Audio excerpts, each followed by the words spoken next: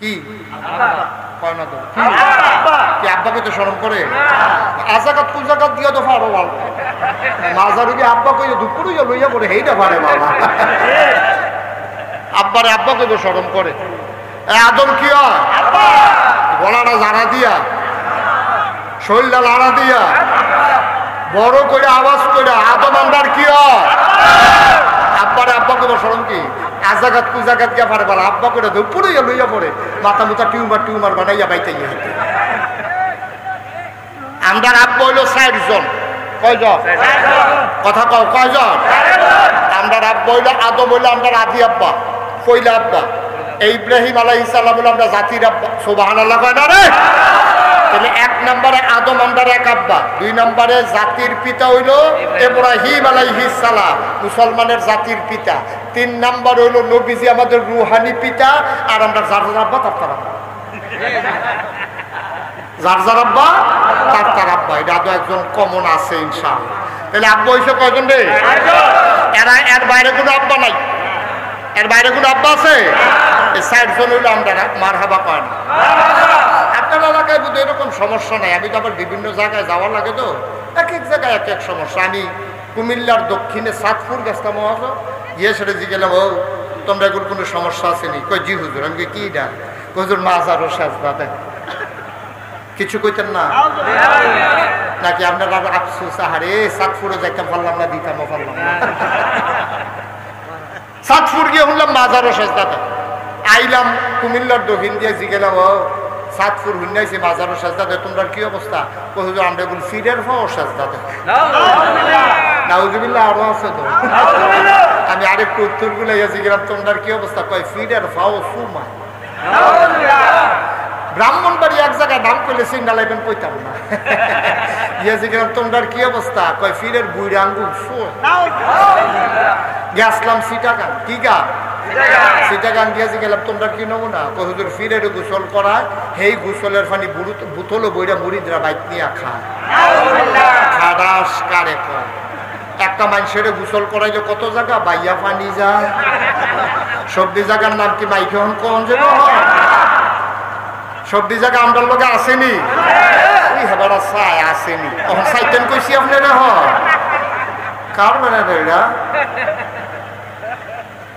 একটা মানুষের গোসল করাইলে কত জায়গা বাইয়া পানি পড়ে সেই পানি বুতলো বইরাই না খাওয়ার আল্লাহ দেখকে আমরা ওখানে বাঁচাই রাখছে না হইলে আমরা ঠেকা ফুইরা মরণের কথা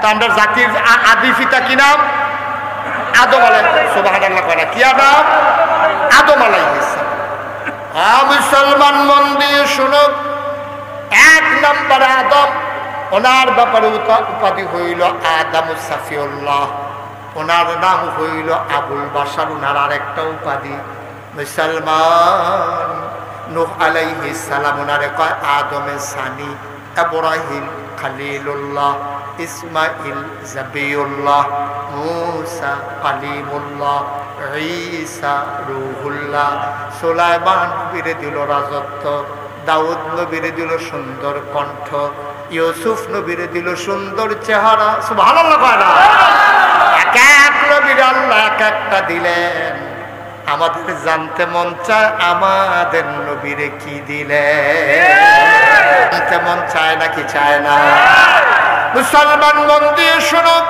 এক এক নবীর আল্লাহ এক একটা উপাধি দিলেন জানতে মন চায় আমার নবীরে কি দিলেন সাহাবিন তাবিন তাবে তাবিন উম্মাহাতুল মুমিনিন আইম্মে মুজতাহিদিন আইম্মে শরীয়ত আইম্মে তরিকত সালফে সালিহিন উলামায়ে মুতাকাদ্দিমিন মুতাআখিরিন ইমাম সাহেবান মুফাসসিরিনে কেরাম মুফতিয়ানে আযম সমস্ত উলামায়ে কেরাম একমত হয়ে গেল ইজমা হয়ে গেল ওই আদম থেকে ঈসা ১,২৪,০০০ বলো আর ২,২৪,০০০ বলো সকল নবী এবং রাসূল মিলে যা আমার নবীজি একা ইতা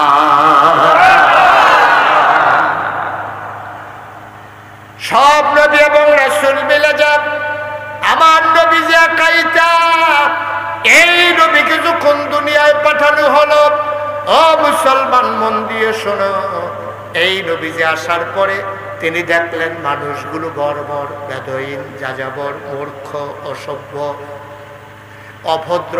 এই মানুষগুলোকে সামান্য 23টা বছর তিনি সময় পেলেন। 40 বছর বয়সে তার নবুয়ত প্রকাশ পেল। 40 বছর থেকে 53 বছর পর্যন্ত মক্কায় 13 বছর, মদিনায় চলে গেলেন 10টা বছর। এই 23 বছরে তিনি মানুষগুলাকে দ্বীনের পথে ডাকলেন। একটা ইউনিভার্সিটি নাই, একটা কামিল মাদ্রাসা নাই, একটা দাওরা হাদিস মাদ্রাসা নাই, একটা প্রাইমারি নাই, প্রি প্রাইমারি নাই, ইন্টারমিডিয়েট কলেজ নাই, বিশ্ববিদ্যালয় কলেজ নাই, ডিগ্রি কলেজ নাই, অবন্ধু হাই স্কুল নাই, নুরানি মাদ্রাসা নাই, নাই বলতে কিছু নাই। প্রাইমারি নাই, প্রি প্রাইমারি নাই, নৈশ শিক্ষা নাই, কিন্ডারগার্টেন নাই, রাষ্ট্রীয় অবকাঠামো নাই, মহল্লা নাই, গ্রাম নাই, ওয়ার্ড নাই, ইউনিয়ন নাই, উপজেলা নাই, জেলা নাই, অমুসলমান বিভাগ নাই, রাষ্ট্রীয় অবকাঠামো নাই, প্রধানমন্ত্রী নাই, মন্ত্রী পরিষদ নাই, উপজেলা চেয়ারম্যান নাই, ভাইস চেয়ারম্যান নাই, ইউনিয়ন চেয়ারম্যান নাই, নাই বলতে কিচ্ছু নাই, ওয়ার্ড মেম্বার নাই, নাই বলতে কিচ্ছু নাই, পোস্ট অফিস নাই, কুরিয়ার সার্ভিস নাই, মোবাইল ফোন নাই, ল্যান্ড ফোন নাই। মুসলমান যখন কোনো অবকাঠামো ছিল না, সেই সময়ে মাত্র 23টা বছর নবীজি দাওয়াত দিলেন আর তার জীবদ্দশায় মানুষগুলোকে গড়ে তুললেন। প্রমাণ হয়ে গেল আল্লাহ রাব্বুল আলামিন সেই মানুষগুলোর ব্যাপারে আয়াত নাযিল করে দিলেন, রাদিয়াল্লাহু আনহুম ওয়া রাদু আনহু। তাদের ব্যাপারে আল্লাহ খুশি, আল্লাহর ব্যাপারে তারা খুশি। বলো সুবহানাল্লাহ। কয় বছরে? কথা কেন? কয় বছরে? 23 বছরে। আমাদের আইরুল ইসলামিয়া মাদ্রাসার মতো একটা মাদ্রাসাও ছিল, কিচ্ছু ছিল না। নবীর জীবনের প্রথম মাদ্রাসা দারুল আরকাম, একটা ছোট্ট একটা ঘর, কোনো মতে ঠাসাঠাসি কইরা, তাও কাফেরদের বড় ভয়। তিনি আস্তে আস্তে করে তিল তিল করে অসভ্য, বর্বর, বেদুইন, যাযাবর, মূর্খ এই অভদ্র মানুষগুলোকে তিনি ট্রেনিং, তালিম দিতে শুরু করলেন, তারবিয়ত দিতে শুরু করলেন। ফলশ্রুতিতে মাত্র 23 বছরের ব্যবধানে এমন কতগুলো মানুষ হয়ে গেল সুসভ্য, ভদ্র, আধুনিক, আল্লাহওয়ালা, পরহেজগার, যাদের ব্যাপারে গোটা বিশ্বের সকল উন্নত দেশে ইউনিভার্সিটিগুলো যখন গবেষণা শুরু করে দিল, America, Britain, France, Germany, Switzerland, সব দেশের বড় বড় ইউনিভার্সিটিগুলো তারা এক বাক্যে ঘোষণা করে দিল, নবীর জমানায় যে মানুষগুলো তৈরি হয়েছিল এই মানুষ কখনো আর আসে নাই, কোনোদিন আর আসবে না। ঠিক কিনা? কয় বছরে? কথা বলা, কয় বছরে? 23 বছরে নবীজি সোনার মানুষ বানাই দিলেন। খেয়াল রাখেন, এই 23টা মনে রাখতেন। কয় বছরে না? 23 বছর। ইংরেজরা এই দেশে শাসন করছে 200 বছর। 1757 সালের 23শে জুন পলাশির আম্রকাননে নবাব সিরাজউদ্দৌলাকে পরাজিত করে ইংরেজ লাট বাহাদুরেরা ইস্ট ইন্ডিয়া কোম্পানি নাম দিয়া ব্যবসার উদ্দেশ্যে এসে তারা আমার উপরে শাসন করলো, শোষণ করলো 200টা বছর। 1947 সালের 14ই আগস্ট এই ভারতীয় উপমহাদেশ থেকে ইংরেজরা বিদায় হয়েছে। যাওয়ার পরে 2টা দেশ হলো হিন্দুস্তান আর পাকিস্তান। পশ্চিম পাকিস্তানের মানুষগুলো আমাদের পূর্ব পাকিস্তানের মানুষগুলোর উপরে জুলুম করেছে, নির্যাতন করেছে, নিপীড়ন করেছে।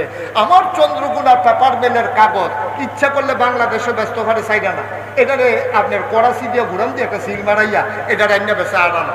আমরা তারা ফাট করে কি সুন্দর কার্পেট বানায়, আদমজি জুট মেলে, এগুলো শোভা পায় পশ্চিম পাকিস্তানের এলিট পার্সন যারা তাদের বেডরুমে আর ড্রয়িং রুমে। আমার দেশের খেটে খাওয়া মানুষ, কৃষকেরা কি সুন্দর চিনি গুঁড়া, কালিজিরা, মজার মজার চাউল ফলায়, আর এইগুলা খায় পশ্চিম পাকিস্তানের তারা। আমাদের মানুষগুলো গর্জে উঠলো রঞ্জনার বিচার স্বীকারোক্তি দিয়ে। আমার দেশে 1971 সালের 26শে মার্চ এক মহান ঘোষণার মাধ্যমে আমার দেশের আপামর জনতা, খেটে খাওয়া মানুষ যার যা ছিল সবাই রক্তক্ষয়ী অসময়ের যুদ্ধে ঝাঁপিয়ে পড়ল। 1971 সালের 16ই ডিসেম্বর পৃথিবীর মানচিত্রে নতুন করে একটি দেশের নাম জায়গা করে নিল। দেশের নাম আমার সোনার বাংলা। আমি তোমায় এই সোনার বাংলা আবার আমরা উপহার পেলাম। পৃথিবীর মানচিত্রে নতুন একটি দেশ হলো, আর আমরা খেয়াল করে দেখলাম লাল সবুজের পতাকা পথ পথ করে উড়ে আমাদেরকে স্বাধীনতার ঘোষণা দিয়ে দিল। আফসোস কি জানেন? নবীজি সোনার ভাই এরকম কিছু কথা বলতেছেন কেন আপনারা? কি সমস্যা? কি কোনো ঘোষণা আছে? কোনো কাজ আছে? বলেন, কথা থাকলে বলেন, আমাকে থামাইয়া কথাটা শেষ করেন আগে। কয়েকবার তো আপনারা কথা বললেন, এই সমস্যা কি? দাঁড়িয়ে দিচ্ছেন কেন? এখানে কি কাজ কি হলে সরেন এখান থেকে। এই কাণ্ডের কাছে ফিসি দিয়ে গুসুর গুসুর গুসুর গুসুর, এটা কি নিয়ম আছে নাকি আপনার এলাকা? অনেক এলাকায় তো অনেক নিয়ম আছে যে ফিসিটা সাইফজনকে রিয়া কথা বলতে হবে, এটা নিয়ম। নিয়ম হইলে তো আর কিছু করার নেই, নিয়ম আছে অত নাই দিলে থাকছে। আমিন কর। নবীজি সোনার মানুষ বানাইছিল কয়শো বছরে না? আমার কথা কয় না দেখি, কয় বছরে? 23 বছরে। আর আমরা ইংরেজরা শাসন করলো 200 বছর, পাকিস্তানিরা 23 বছর, বাংলাদেশ স্বাধীন হয়েছে আজকে আপনার কত বছর? 53 বছর। এই যে মানুষগুলো গেল, এই যে সময়গুলো গেল, এখন তো আর ইংরেজও নাই, এখন আর পাকিস্তানিও নাই। এখন আমরা বাংলাদেশে কি দেখি?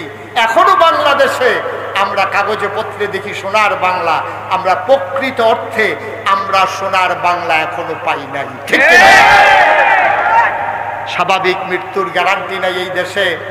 এই দেশে শ্রেণী বৈষম্য, এই দেশে আমার দেশে এখন মেম্বারও আমরা, চেয়ারম্যানও আমরা, ভোটারও আমরা, মেম্বারও আমরা, ফির সাহেবও আমরা, মুরিদও আমরা, মোহতামিম হুজুরও আমরা, ছাত্রও আমরা, ইমাম সাহেবও আমরা, মুসল্লিও আমরা, শিল্পপতিও আমরা, শ্রমিকও আমরা।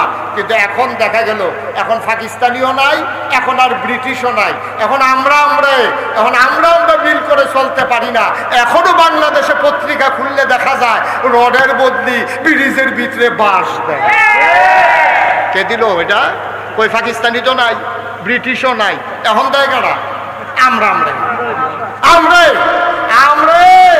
নর্মাল ডেলিভারির জায়গায় আমরা তারা 1 মিনিট দেরি করতে দেওয়ার সময় নাই। নর্মাল ডেলিভারির জায়গায় আমার দেশের ডাক্তার 1 সেকেন্ড দেরি করে না। রুগী রাস্তার দেখতে হয়তো ছুরিমুড়ি দাঁড়াইয়া লইয়া বইয়া নাই, ঠিক কিনা কর? নর্মাল ডেলিভারির জায়গায় সিজার হয়, অনেক মানুষ কষ্টে আছে। যেই নর্মাল ডেলিভারিটা হয়তো 5,000-এ, সিজার হয়ে যায় 25-30 হাজারে, ঠিক কিনা কর? বড় আফসোস এ জাতির জন্য, বড় দুঃখ। নবীজি পারলো 23 বছরে, কি মানুষ বানাইলো? 23 বছর আগে এই মানুষগুলো রাস্তার বুড়ে দাঁড়াই থাকে লাঠি নিয়া, কেউ সম্পদ নিয়ে যাইতে নিলে ডাকাতি করার জন্য। 23 বছর পরে এখনো দাঁড়াই থাকে লাঠি নিয়া, কেউ ডাকাতি করে কিনা পাহারা দেওয়ার জন্য। আজব পৃথিবী। কয় বছরে না? কথা বলা কয় বছরে? 23 বছর। মুসলমান মন দিয়ে শুনুন, আমার আল্লাহ রাব্বুল আলামিন এই দুনিয়ার ভিতরে নবী পাঠালেন। নবী এসে দ্বীনের পথে মানুষকে ডাকলেন। মানুষগুলো দলে দলে দ্বীনের পথে আসলো। মানুষ হয়ে গেল 2 ভাগ, একদল আল্লাহওয়ালা আর একদল শয়তানওয়ালা। একদল জানে আর একদল জানে না, একদল মানে আর একদল মানে না, একদল জান্নাতি আর একদল জাহান্নামী, একদল ফেরেশতার চাইতে উত্তম আর একদল মানুষ হয়ে গেল জানোয়ারের চাইতে খারাপ, ঠিক কিনা? মানুষ হয়ে গেল 2 দল। একদল হয়ে গেল আবু বকর, উমর, উসমান, আলী, তালহা, জুবায়ের, আর একদল হয়ে গেল আবু জাহেল, আবু লাহাব, উতবা, সাইবা, মুগীরা। মানুষ হয়ে গেল 2 দল। এবার বলো, আমরা এখানে যারা আছি, আমরা কি আবু জেহেলের বংশধর না আবু বকরের বংশধর? আবু বকরের বংশধর। আবু বকর, উমর, উসমান, আলী, তাদের দেহের রক্ত আমাদের গায়ের ভিতরে প্রবাহমান। তাইলে 1500 বছর পরে আইরনের জমিনে 23শে মে 2024 সালে যদি আবু বকরের বংশধর থাকতে পারে, তাইলে এই বাংলাদেশের ভিতরে আবু জেহেলের বংশধর আছে নাকি নাই? কথা কথা দিয়ে আছে নাকি নাই? দাউদ কান্দি এক মাহফিল আমি যখন কইছি আবু জেহেলের বংশধরও আছে, এক বুড়ে বেটা ফাল দিয়ে ঘুরে কইতে কু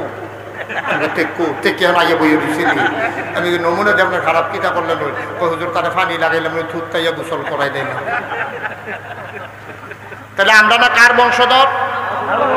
কথা কথা ঘুমাই গেছেন নাকি আপনারা? আমরা কার বংশধর?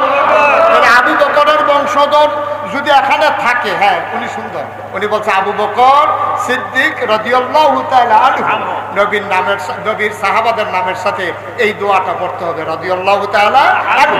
বলেন সুবহানাল্লাহ। অসংখ্য ধন্যবাদ, অসংখ্য ধন্যবাদ। আল্লাহ যেন কবুল করে, সবাই করে আমিন। যে কথাটা বলতেছিলাম, আমরা আবু বকর, উমর, উসমান, আলী রাদিয়াল্লাহু তাআলা আনহুম তাদের বংশধর আমরা, তাইলে আবু জেহেলের বংশধর আছে নাকি নাই? কথা বলে আছে নাকি নাই? তখন আপনি যদি কোন হুজুর আইডল আসেনি, এটা আমি উত্তম করতাম। আপনি যদি কোন হুজুর ব্রাহ্মণবাড়িয়া পাওয়া যায়নি, এইটা আমি জানি না। তবে বাংলাদেশও মাঝে মাঝে দেখুন বুচুরি আবার ইয়ে ওঠে, এটা দিয়ে আবার বুচুরিয়া ডুব দিয়া কই জানি জায়গা, এটি মাঝে মাঝে এটি বিশেষ করে দেখবেন রাইটার 2:30 3টার দিকে বার হয়। এদিকে বাংলাদেশে আবার বুদ্ধিজীবী কয়, কি জীবী কথা বলে, কি জীবী। আমি আবার খেয়াল করন লাগে, ওয়াশ করন লাগে, তো এই জন্য অনেক কথা আমার খেয়াল করন লাগে। আমি খেয়াল করে দেখছি বাংলাদেশে যেটি বুদ্ধিজীবী কয়, অধিকাংশ মানুষগুলোই ইসলামের বিরুদ্ধে তাদের মুখ চলে, কলম চলে, কথা চলে, ঠিক কিনা বলে, তাদের কাজগুলো চলে। এই যে ভাই, এই যে কি উঠছেন কেন? উনি আছে, এরকম অনেক লোক আছে, আমি কয়েক মাহফিলও দেখছি। এই না না না জাগালাইটা বয়, এটা এরকম সিস্টেম। উনি বাইকে এমনি 2-3 গরো ঘুমায়, ফুরারাইতে 1 গরো ঘুমায় না, মাহফিলও এক জায়গায় বইয়ে হতে শুনে না। এটা আছে অনেকের সমস্যা, এক জায়গায় গরম হয়ে গেলে জাগালাইটা বয়। ঠিক আছে, বারুইয়েন না লাইডেন, কিন্তু বারুইয়েন না। আমিন কয় না রে, জোরে কয় না আমি। সেই কথাটা কইতাম বুঝলাম। ও তাইলে আবু বকর, উসমান, আলী, উমর রাদিয়াল্লাহু তাআলা আনহুম, আমরা যেহেতু তাদের বংশধর, তাহলে আবু জেহেলের বংশধরও কথা বলে আছে নাকি নাই? এটি চিনতে হবে ওরা কারা। আমি খেয়াল করে দেখছি যে রাইতে 2টা-2:30 টক শোর নামে একজন লোক দেখবেন একেবারে টেলিভিশন গরম করে ফেলায়, কথা বলতে গেলেই ইসলামের বিরুদ্ধে কথা বলে, কথা বলতে গেলেই মসজিদ মাদ্রাসার বিরুদ্ধে কথা বলে। খেয়াল করে দেখেছি ওদের অধিকাংশ মানুষের মাথার ভিতরে চুল নাই, টাক মাথা। আমি অনেক গবেষণা করলাম, বুদ্ধির লোকে চুলের এত শত্রুতা গিরে, যে বুদ্ধি থাকলে চুল থাউন যেত না, কারণ বাকি আমি অনেক বইও পড়ছি ফাইদা, পরে নিজে নিজে গবেষণা করে বার করছে। আমার মনে হয় বুদ্ধি গুতাইয়া তার চুল বেড়াই আলগা করে লাইছে, ঠিক কিনা? কয়েকদিন আগে একটা ধরা খাইছে ঢাকা ইউনিভার্সিটিতে। ঢাকা ইউনিভার্সিটির এক প্রফেসর, আপনি চারটিখানি কথা মনে করেন না, ঢাকা ইউনিভার্সিটিতে চান্স পাওয়া, আমি জানি না আইডল গ্রাম থেকে কয়টা ছেলে ঢাকা ইউনিভার্সিটিতে পড়ে, সো টাফ, এটা মারাত্মক বিষয়। ঢাকা ইউনিভার্সিটি প্রাচ্যের অক্সফোর্ড, ঢাকা ইউনিভার্সিটির চান্স পাওয়া এটা বিশাল বিষয়। ঢাকা ইউনিভার্সিটি টিচার, প্রফেসর, এটা চারটিখানি কথা মনে করেন না। এটা এমন না যে আপনি অটো চালিন না বেড়ায়, রিক্সা চালাইন না বেড়ায়, এরকম না। এটা ব্যাটারি দিয়াতে রিক্সা চালায় না, সাংঘাতিক বুদ্ধিমান মানুষ। ঠান্ডা মাথায় পরিকল্পিতভাবে একটা কথা বলেছে মানুষটা। কি বলেছে শুনলে আপনি আশ্চর্যান্বিত হয়ে যাবেন। লোকটা কয়, যারা পর্দা করে, খুব খেয়াল করে, যারা পর্দা করে, বুরকা পরে, নেকাব লাগায়, হিজাব পরে, এইসব মেয়েরা ঢাকা ইউনিভার্সিটিতে পড়ার দরকার নাই। পর্দাশীল মেয়েরা ঢাকা ইউনিভার্সিটিতে পড়ার দরকার নেই। এখন আমার মেয়ে যদি ঢাকা ইউনিভার্সিটিতে চান্স পায়, তাহলে বুরখা পড়ার কারণে আমার মেয়ে ঢাকা ইউনিভার্সিটিতে পড়তে পারবে না, এটা কি আপনারা মানেন? আপনার বোন ঢাকা ইউনিভার্সিটিতে পর্দা করার কারণে পড়তে পারবে না, এটা কি আপনি মানেন? সে তো বলছে, সে তো বলছে শতকরা 92 জন লোক এই দেশে মুসলমান। এই দেশে শতকরা 92 জন লোক মুসলমান। এই দেশে মসজিদ মাদ্রাসার দেশ, এই দেশ বক্তব্যের দেশ, এই দেশে হক্কানি পীর মাশায়েখেরা নেংটির বদলে মানুষকে লুঙ্গি পরা শিখিয়েছে, হরে রামের জায়গায় কলমা পড়তে শিখিয়েছে, শ্রীর জায়গায় মোহাম্মদ লিখতে শিখিয়েছে, টিকির বদলে টুপি পড়তে শিখিয়েছে। যেই দেশে আসার নামাজ পড়ে দুরূদ পড়তে পড়তে মানুষ ঘুমোতে যায়, যেই দেশে ফজরের আজান শুনলে মানুষের ঘুম ভাঙে, শতকরা 92 জন লোক মুসলমানের দেশে, যারা ওই বাংলার বাদশাহের রাজধানীতে শীততাপ নিয়ন্ত্রিত কক্ষে বসে পুলিশ পাহারায় ইসলামের বিরুদ্ধে কথা বলে। আমি বলেছি ঢাকা রাজধানীতে বসে ইসলামের বিরুদ্ধে কথা বলা সহজ, পাল্লার জমিন এসে বলো পিঠের চাপড়া নিয়ে ঢাকা দেওয়া যাবে না।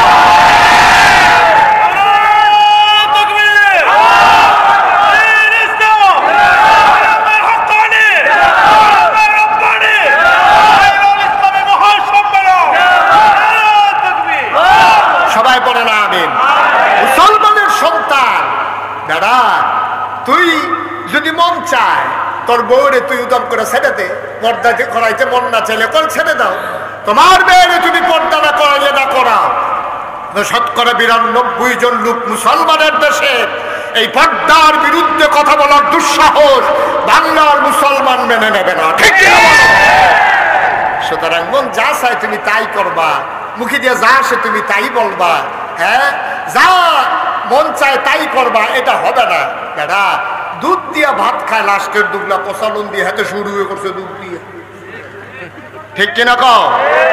দুধ দিয়া খায় মাসে গুস্ত টুস্ত বাসি টাসি ভর্তা টর্তা ডাইল ডুইল খাইয়া লাস্টে দিয়া দুগুলো দুধ দিয়া, এরা এত ভাত কি আর দুধ দিয়া খায়নি, এত শুরু হয়ে করছে দুধ দিয়া।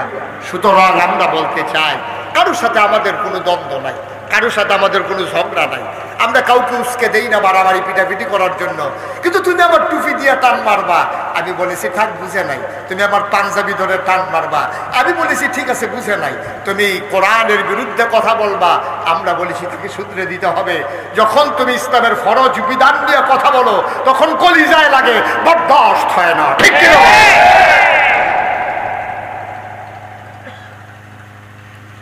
মুসলমান মন দিয়ে শুনুন, মানুষ হয়ে গেল দুই ভাগ, একদল হলো শয়তানওয়ালা, আরেক দল হয়ে গেল আল্লাহওয়ালা। আজকে আমরা যারা এখানে আছি আমরা সবাই আল্লাহওয়ালা দাবি করি অথবা আল্লাহওয়ালা হতে চাই। আজকের আলোচনা আল্লাহওয়ালা মানুষগুলো কেমন, সেখান থেকে দুই একটি কথা শুনবো, নিজের জীবনকে ওইভাবে রাঙাবো, আমিও যেন এন্তেকালের পরে মানুষের স্বীকৃতির মাধ্যমে আল্লাহওয়ালা হিসাবে দুনিয়া থেকে বিদায় হতে পারি, ঠিক কিনা? আবার এন্তেকালের পরে যে শুনবে সেই যেন বলে আরে একটা ভালো মানুষ বিদায় হয়ে গেল। প্রতিটি মানুষের জীবনে এইটাই হচ্ছে সার্থকতা। আল্লাহ যেন কবুল করে সবাই আমিন। বন্ধুরা আমার, ভাইয়েরা আমার, এমন একজন আল্লাহওয়ালা মানুষ যার ব্যাপারে মাগরিবের পর আমরা কথা শুনছিলাম, শুয়েব আহমদ আশরাফি সাহেব, তিনি কথা বলছিলেন হযরত উমরের ব্যাপারে। আমরা সেখান থেকে আবার শেষ করে বুঝিয়ে দিতে চাই। তিনি কথা বলেছিলেন উমরের পক্ষে কোরআনের আয়াত নাজিল হওয়ার ব্যাপারে।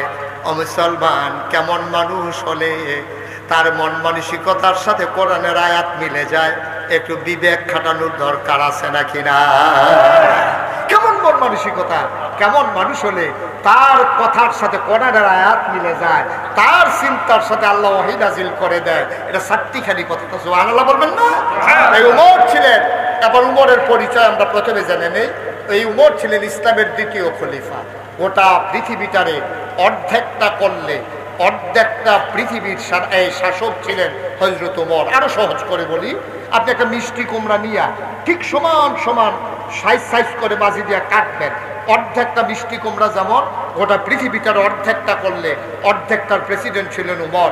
31 লক্ষ বর্গমাইল স্থলভাগের অধিকারী ছিলেন হযরত উমর। হযরত উমর ছিলেন ইসলামের দ্বিতীয় খলিফা। হযরত উমর ছিলেন জান্নাতের সুসংবাদপ্রাপ্ত দ্বিতীয় মানুষ। হযরত উমরের ব্যাপারে আমার নবী বলেছেন, আনা খাতামুন নাবিয়্যিন লা নাবিয়্যা বাদি। উমর রে, আমার পরে নবী নাই, আমার পরে যদি নবী থাকতো তাইলে তুমি উমর আমার পরে নবী হইতা। সুবহানাল্লাহ বলবেন না? চারটিখানি কথা। এই হযরত উমর রাদিয়াল্লাহু তাআলা আনহু, তিনি যখন আবু বকর সিদ্দিক রাদিয়াল্লাহু তাআলা আনহুর ইন্তেকালের পরে তিনি যখন খলিফার আসনে আসীন হলেন, গোটা পৃথিবীর মানুষের কানে খবর পৌঁছে গেল মদিনায় এমন একজন শাসক এসেছেন। এই মানুষটার জামানায় ওই এলাকায় একটা কুকুরও না খেয়ে মারা যায় না। আর আসতে কোন সুবহানাল্লাহ, সুবহানাল্লাহর জায়গায় যার যার সুবহানাল্লাহ কইবেন, আমার লেগে বইয়ে রয়েছেন কীর্তন আপনারা। হ্যাঁ বলেন সুবহানাল্লাহ, বলেন আলহামদুলিল্লাহ, বলেন আল্লাহু আকবার। সুবহানাল্লাহর জায়গায় আমার জন্য দেরি করার দরকার নেই, বলেন সুবহানাল্লাহ। তো হযরত উমর রাদিয়াল্লাহু তাআলা আনহু তার জমানায় যখন গোটা পৃথিবীতে, আচ্ছা শুনেন, এই ইউনিয়নটার নাম কি? নোয়াগাঁও। এই ইউনিয়নের চেয়ারম্যান সাহেব উনি পাস করার পরে ঘোষণা দিছে, আমার এই এলাকার আমার ইউনিয়নের ভিতরে একটা কুত্তা যদি না খাইয়া মারা যায় তাহলে এটার জন্য আমি দায়ী। কোনো কুত্তা যদি দেখো রাস্তার কান্দাত পড়ে রয়েছে, খানার অভাবে জিব্বাটা বার করে দিয়ে বইয়া রয়েছে, আমারে খবর দিবা, আমি এই কুত্তারে বলবো কি খাওয়ায়। উনি কইয়া দিছে মনে করেন। এখন এই কথাটা এই ছেলে এই তো মারা রয়ে যাবো গা, মারণের লিখি কথা দেখা মনে করছে, এটা কি কইলি তা এই মাহফিলত আমি কইতেছি বাড়িও না একটা করছে কি আপনার মাহফিলের মাঝখান থেকে বারণের লিগে এরকম কলুই দিয়া ভর দিয়া আলু দিয়া আস্তে আস্তে আগাইতেছে। আমি তো দেখি চাই না, যেই মাত্র কান্দাত গেছে আমি কেনাইরা কইসি পরে যে দুপুরে ফালদিকা বাইরে পড়ছে ওই প্যান্ডেলের বাস আইনা যে রাখছে প্যান্ডেল করণের গাইড কলা বাসের মধ্যে লাগিয়া সারিত করে নতুন লুঙ্গিটা নাই লাভের দূরে দইছে এত এখন পুষ করে আটে সিরালে শুধু বাইরে দিয়ে বাইক গেলে কি জবাব দিব এই চিন্তা তো অন্যখানে গেছে এরা বাইকেও গেছে না তার বউ ধরবো তুমি নতুন লুঙ্গি ছিড়লো কেমন এটা কইয়া যাও যে এই কারবার করতে গেছে এটা কোনো যায় না এত বুদ্ধি খাটানোর দরকার নাই ভাই বসেন আমি তো যাবো সেই কুমিল্লা আর আপনারা এখানে তো বাড়িতে গিয়ে শুয়ে যাবেন এত টেনশনের কি আছে আমি ছাড়তে চাইলে আপনারা শুনবেন এটা হইলো আদব আল্লাহ যেন কবুল করে সবাই কনা আমিন আপনার খেয়াল করে বসবো ইনশাল্লাহ তো যে কথাটা বলতেছি না এখন এই ইউনিয়নের চেয়ারম্যান যদি এই ঘোষণা দেয় আর প্রকৃত অর্থেই যদি এমন হয়ে যায় ইউনিয়নটা তখন দেখবেন অন্যান্য ইউনিয়ন থেকে দেখতে আসবে আরে আমরা নোয়াগাঁও ইউনিয়নটা মিলে শুনছি এইরকম উত্তর মিলে না খাইয়া মরে না কোনো মামলা নাই কোনো হামলা নাই কোনো ফিরাফিরি নাই চুরি ডাহাতি নাই দরজা খুল্লা রেখে বাচ্চা ঘুমাইতে আছে ডরে ঘরের ভিতরে কেউ ডরে ও ঢুকে না লো আমরা কিন্তু ইউনিয়নটা চাইয়াই বেআই আইবো তালুই আইবো ফাঁসের গ্রামের তারাইয়া দেখবো মাশাআল্লাহ কি সুন্দর রাস্তার কান্দা দিয়া পানি পড়ে না বাড়ির পানি ছাড়ে তারা পাইপ দিয়া তারপরে রাস্তার দিকে তারা গোবরের সেনা মেনা ছাড়ে না মানুষ এই রাস্তা দিয়ে হাঁটবো রাস্তার ইট নিয়া কেউ গরুর তলে বিছায় না আন্ডা লাগাইয়া কারেন্ট চুরি করে এই দিক সব দেখা টিকা সেটা যাইবো সবাই আইবো দেখতো কেউ কথাটা মিলেনি কথা না ঠিক নেই কারণ এই দেশটার ভিতরে এত শান্তি আর শান্তি এই ইউনিয়নটা দাঁড়া বাংলাদেশে কোনোখানে শান্তি নাই আর এই জায়গার ভিতরে বিলে এইরকম কারবার ঘুরতে রয়েছে রাস্তার মুড়ে বিলে ফুল বাগান হয়ে রয়েছে মানুষ বিলে সুন্দর করে আটতে আছে কেউ কোনো ঝামেলা নাই কিচ্ছু নাই মামলা নাই হামলা নাই মাইয়া ফানটা ফলাফানে বইয়া বইয়া ব্রিজের উপরে বিলে টিটকারি মস্কারা মারে না মাইয়া ফান যাইতে আছে স্কুলে ফলাফান আরেক লাইনে যাইতে আছে এক লাইনে মাইয়া ফান চলে আরেক লাইনে ফলাফান চলে কেউ কাউরে টিটকারি মস্কারা করে না বুঝে প্রত্যেক দিন নামাজের ভিতরে হাজির হয় ইমাম সাহেব হাজিরা হয় মুরব্বীরা ফলাফানে হাজিরা হয় ফলাফানে খেলা চলে গ্রামের ভিতরে যেই মাত্র আসরের আজান দিছে একটা ফলা খপ করে বলগাড়ি দৌড়ালায় অন্য ফলাফানে জিগায় কিরে বল দর্শক কিরে নাগাই শরীফ সাহেব হুজুরে কইয়া গেছে আগে নামাজ তারপরে খেলা ঠিক কিনা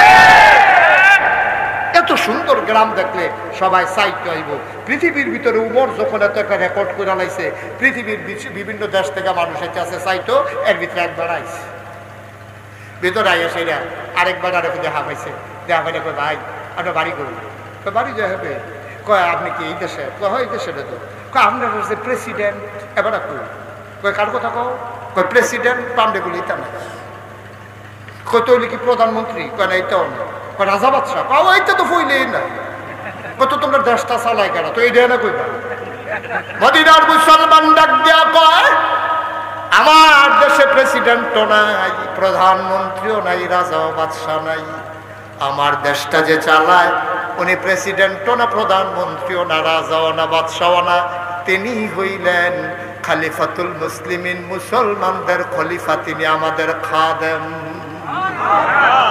তিনি আমাদের কি আচ্ছা ও আপনারা মেম্বার সাহেবরা ডাক দিতে পারবেন কি খাদেম সাহেব গাইডা তো দোয়াই দিয়া যাইয়েন এই কথা কইতেন পারবে চেয়ারম্যানরা পারবেন কিন্তু উমর নিজেই পরিচয় দেয় আমি খাদেম সুবহানাল্লাহ বলবেন না মদিনার মানুষ কয় তিনি আমাদের খাদেম কয় বুঝলাম তিনি তোমাদের খাদেম ওনার রাজপ্রাসাদটা কই উনি যেই বাড়িতে ঘুমায় ওনার সেই বাড়ি বাউন্ডারি ওচা বাউন্ডারি দেওয়া বাড়িটা কয় বুঝলাম না রাজপ্রাসাদ কি কারে আমাদের ইরানে তুরানে ওখানে বিরাট রাজপ্রাসাদ ওই বিরাট ওয়াল করা জেলখানার মতো শত্রুপক্ষ যেন আক্রমণ করতে না পারে এমন বিরাট বাড়িতে আমাদের বাদশা ঘুমায় তোমাদের যিনি খাদেম ওনার বাড়ি কোনটা রাজপ্রাসাদটা কই আবার মদিনার মুসলমান আঙ্গুল দিয়া দেখাই দিলেন ওই যে মাটির ওয়াল করা খেজুর পাতার ছাউনির ঘর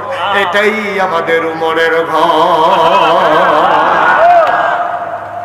মদিনার মুসলমান কয় কি তারিখ আমি যে গেলাম প্রেসিডেন্ট কো তারা কয় খা দেয় ওর নাইটটা করা দেখাই দেয় এটা দিলে বিলে বেড়ায় খায় আমার কি পাগল লাগতেছে নাকি না বেহতর লাগতে আছে তখন হেবাড়ায় বিদেশি মেহমান কইতেছে ভাই এই ডে উমরের ঘর কয় তো কয় এবার সিকিউরিটি ফোর্স, কই বুঝলাম না। আর স্পেশাল গার্ড, কই বুঝলাম না। আর এমপি সব এলাকা তাইলে সামনে গিয়ে পুলিশের গাড়ি পে পু এরকম করে না। তো এইটা তোমরা এরকম আছে না, উমরে পাহারা টাহারা দেয়। এবার মদিনার মুসলমান খেয়ে পা গেছে, কয় বেটা মুখে দিয়ে যাই তাই কয়, এতক্ষণ কিচ্ছু কই নাই। উমরকে পাহারা দেবে এই কলজাওয়ালা বেড়া মদিনায় কে আছে? বরঞ্চ উমর মাঝ রাতে উঠে চাবুক নিয়ে ঘুরে ঘুরে পাহারা দেয়, কে খায় কে খায় না, কে ঘুমায় না। সুবহানাল্লাহ বলবেন। উমরকে পাহারা দিতে পারে এমন কলিজাওয়ালা মানুষ মদিনায় নাই। আমাদের উমর পাহারা দেয়, কে খায় কে খায় না, কে ঘুমায় না। কয় বুঝলাম না। কয় শোনো শোনো শোনো ঘটনা শোনো। আমাদের উমর কেমন খলিফা তুমি তো জানো না রে ভাই। একদিনের কথা শোনো। মা এশারের নামাজ পড়ে সামান্য একটু ঘুমিয়ে সবাই যখন অঘুর ঘুমে অচেতন, আমাদের খলিফা উমর তিনি বের হয়ে গেলেন। তিনি একটা চামড়ার চাবুক নিয়ে তিনি বের হয়ে গেলেন অজপাড়া গায়ে নিবৃত পল্লীতে বর্ডার বেল্টে। তিনি সীমান্ত এলাকায় চলে গেলেন। তিনি ঘুরে ঘুরে পাহারা দেন, কে খায় কে খায় না, কে ঘুমায় না।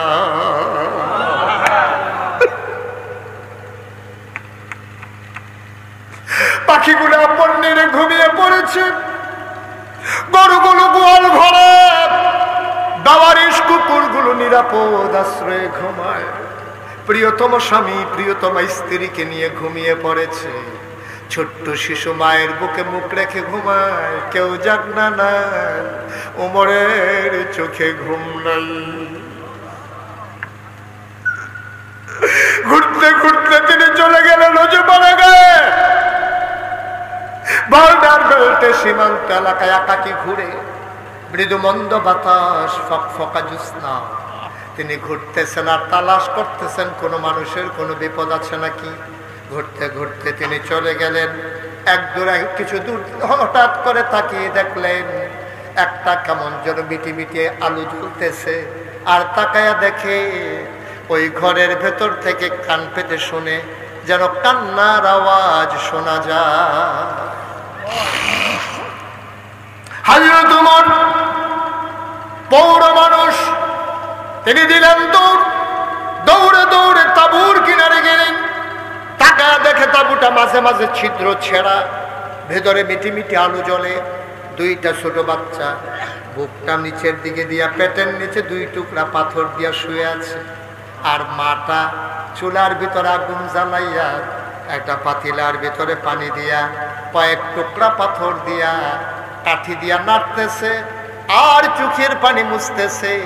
বাচ্চারা কাঁদতেছে, মা তুমি না বলেছো ইসলামের মুসলমানের দেশে খাবারের অভাব নাই, তুমি না বলেছো ওমরের দেশে কুকুর না খেয়ে মারা যায় না। ওই 3 দিন ধরে কাফেরের দেশে খাই নাই গো মা, মুসলমানের দেশে আসলাম খাবারের আশায়। সকালবেলা আসলাম, কোনো খাবার কেউ দিল না। দুপুর হয়ে গেল, কেউ খবর নিল না। বিকেল হয়ে গেল, সূর্য হারিয়ে গেল পশ্চিম আকাশে। আম্মা আম্মা গো, কেউ আমাদের খবর নিল না। রাত পার হয়ে যায়, কই তোমার উমর, কই তোমার ইসলাম, কই তোমার মুসলমান, কেউ তো খবর নিল না গো আম্মা। উমর কান পেতে শুনতেছে, বাচ্চারা হাউ মাউ করে কান্দে। তার সান্ত্বনা দেয়, ও বাবারা ঘুমিয়ে পড়ো, তোমাদের জন্য খাবার রান্না করতেছি, কিছুক্ষণের ভিতরে খাবার হয়ে যাবে, তাইলে আমি তোমাদেরকে ডেকে নেব, এখন ঘুমিয়ে পড়ো। মায়ের চিন্তা হলো বাচ্চারা যদি ঘুমিয়ে যায় খাবারের জন্য আর বিরক্ত করবে না।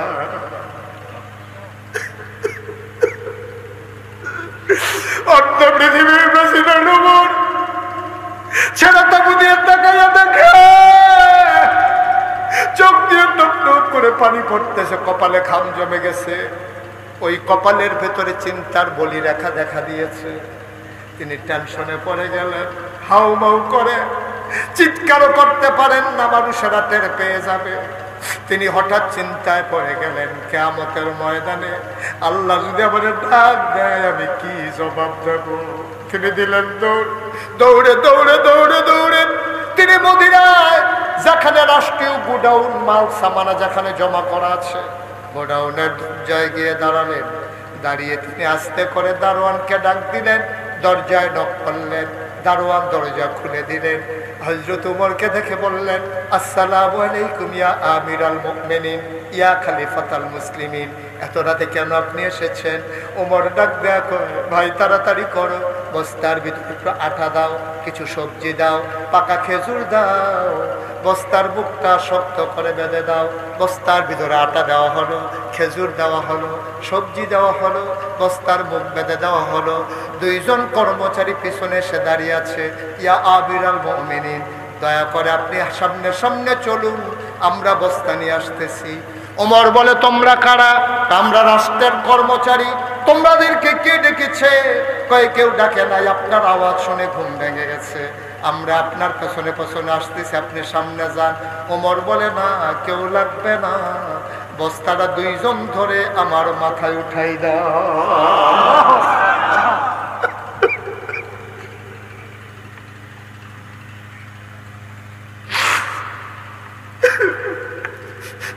বস্তাটা মাথায় উঠাই দাও। কর্মচারীরা আমরা রিজাইন দেবো, চাকরি করবো না। আমরা থাকতে আপনি যদি বস্তা মাথায় নেবেন তাইলে আমাদেরকে কেন রেখেছেন? আমাদেরকে বিদায় করে দেন। ওমর বলে, কেন? আমি বস্তা নিলে সমস্যা কি? দায়িত্ব আমার, বস্তা তাড়াতাড়ি আমার মাথায় দাও।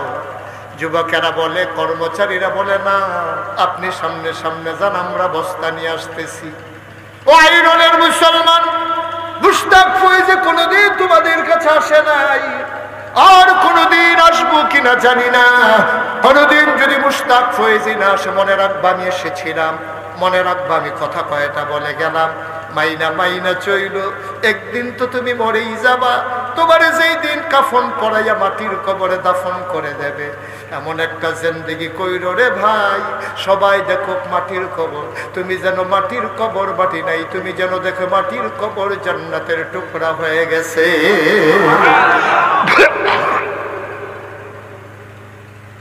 এমন একটা জিন্দেগি আমরা চাই নাকি চাই না? কথা কয় না, চাই নাকি চাই না? মুসলমান মন দিয়ে শোনো। উমর কয়, আমার বস্তায় দাও। কর্মচারীরা কয়, আমরা নেব। ওমর বলে, কে কে বস্তা নিতে চাও?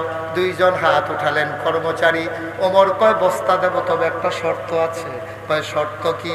কয়, কিয়ামতের দিনে হাসরের ময়দানে মুসিবতের সময় আমি ওমরের যখন একটা গুনার ঘাটতি হবে, বস্তা হবে, সেই বস্তা তোমাদের ভিতরে যে নিতে রাজি হবা, আজকে আটার বস্তা আমি তার মাথায় দেব।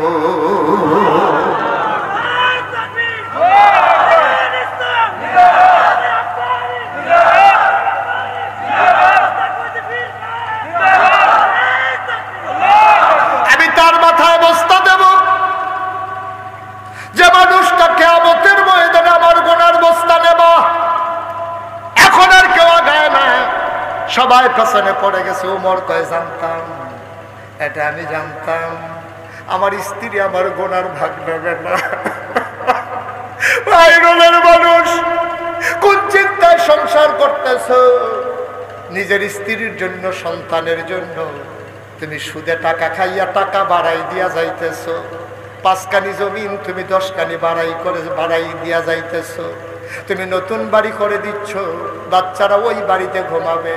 তুমি এই বাড়ি বানাইতে গিয়া কতদিন তুমি নামাজ কাজা করেছো, তুমি জুমার নামাজও কাজা করে ফেলেছো। এই ঘর বানাইতে গিয়া তুমি আজকে বলে দেখো রে ভাই, তোমার লাশটা যদি ঘরের বাইরে নেয়, তোমার বিবি বৃষ্টির ভিতরেও তোমার লাশটা আর ঘরে ফিরাবে না, ঠিক কিনা? কি রঙের ঘোড়া দৌড়াইতেছি আমরা। এই বিবির জন্য তুমি কি না করেছ? এই সন্তানের জন্য তুমি কি না করছো? আজকে মাহফিলের পরে বাড়িতে গিয়ে তোমার বিবিরে জিগাইবা, ও বিবি, আমার জীবনে যত গুনাহ তুমি ভাগ নেবা নাকি? দেখবেন অপর দিকে মুখ ফিরাই ফেলবে, মুচকে হাসি দিয়া বলবে, আমার গুনাহ নিয়ে আমি টেনশনে আছি, তোমার গুনাহ নেব কখন? কেন তুমি এই কাজ করছো? তুমি কি না করছো? তুমি তোমার আব্বা তোমার আম্মা তোমার কত কষ্ট করে বিদেশ পাঠাইছে। আরে তুমি তো জানো না, তোমার সব হয়ে গেছে, তোমার টিকেটের টাকা নাই, তোমার আব্বা পাগলের মতো দৌড়াইতে আছে, কেউ টাকা দেয় না। তোমার আব্বা পেরেশানি দেখা, তোমার আব্বার পেরেশানি দেখা ওই সন্দুকের নিচ থেকে ওই 40 বছর আগে বাবা দিছিল একটা কানের এই গলার মালা, সেইটারে পেঁচাইয়া টানা দিয়ে রাইখা দিছিল, যেটা আমি বিপদের দিনে কাজে লাগবে। ওই টানা পেঁচানো সেই স্বর্ণের চেনটা বাইর করে দিয়ে কাঁদতেছে। আব্বা দিছিল, বড় আব্বার স্মৃতি। বিয়ার সময় আব্বা অনেক কষ্ট করে 2 ঘন্টা খেত বেচা আমার বিয়াতে এই চেনটা দিছিল। নেন, এটা বেচা আমার ফুটের জন্য টিকিট কাটে না। সেই টিকিট কাইটা তুমি বিদেশ গেছো, বিদেশ গিয়া তুমি টাকা জমাইছো, তুমি সিগারেটের প্যাকেটের ভিতরে পেঁচাইয়া তুমি ফুটপাড়ার কুদ্দুসের কাছে তোমার বউয়ের লেগা কানে গলার মালা বানাইছো। তোমার মায়ের কথা মনে নাই, ঠিক কিনা কও? তোমার মায়ের কথা মনে নাই? সেন ব্যস্ত তোমার মা, সেন পায় তোমার বউয়ে। তুমি বোকা, তুমি নাদান, তুমি মূর্খ, তুমি মায়ের অযোগ্য সন্তান, ঠিক কিনা বলো?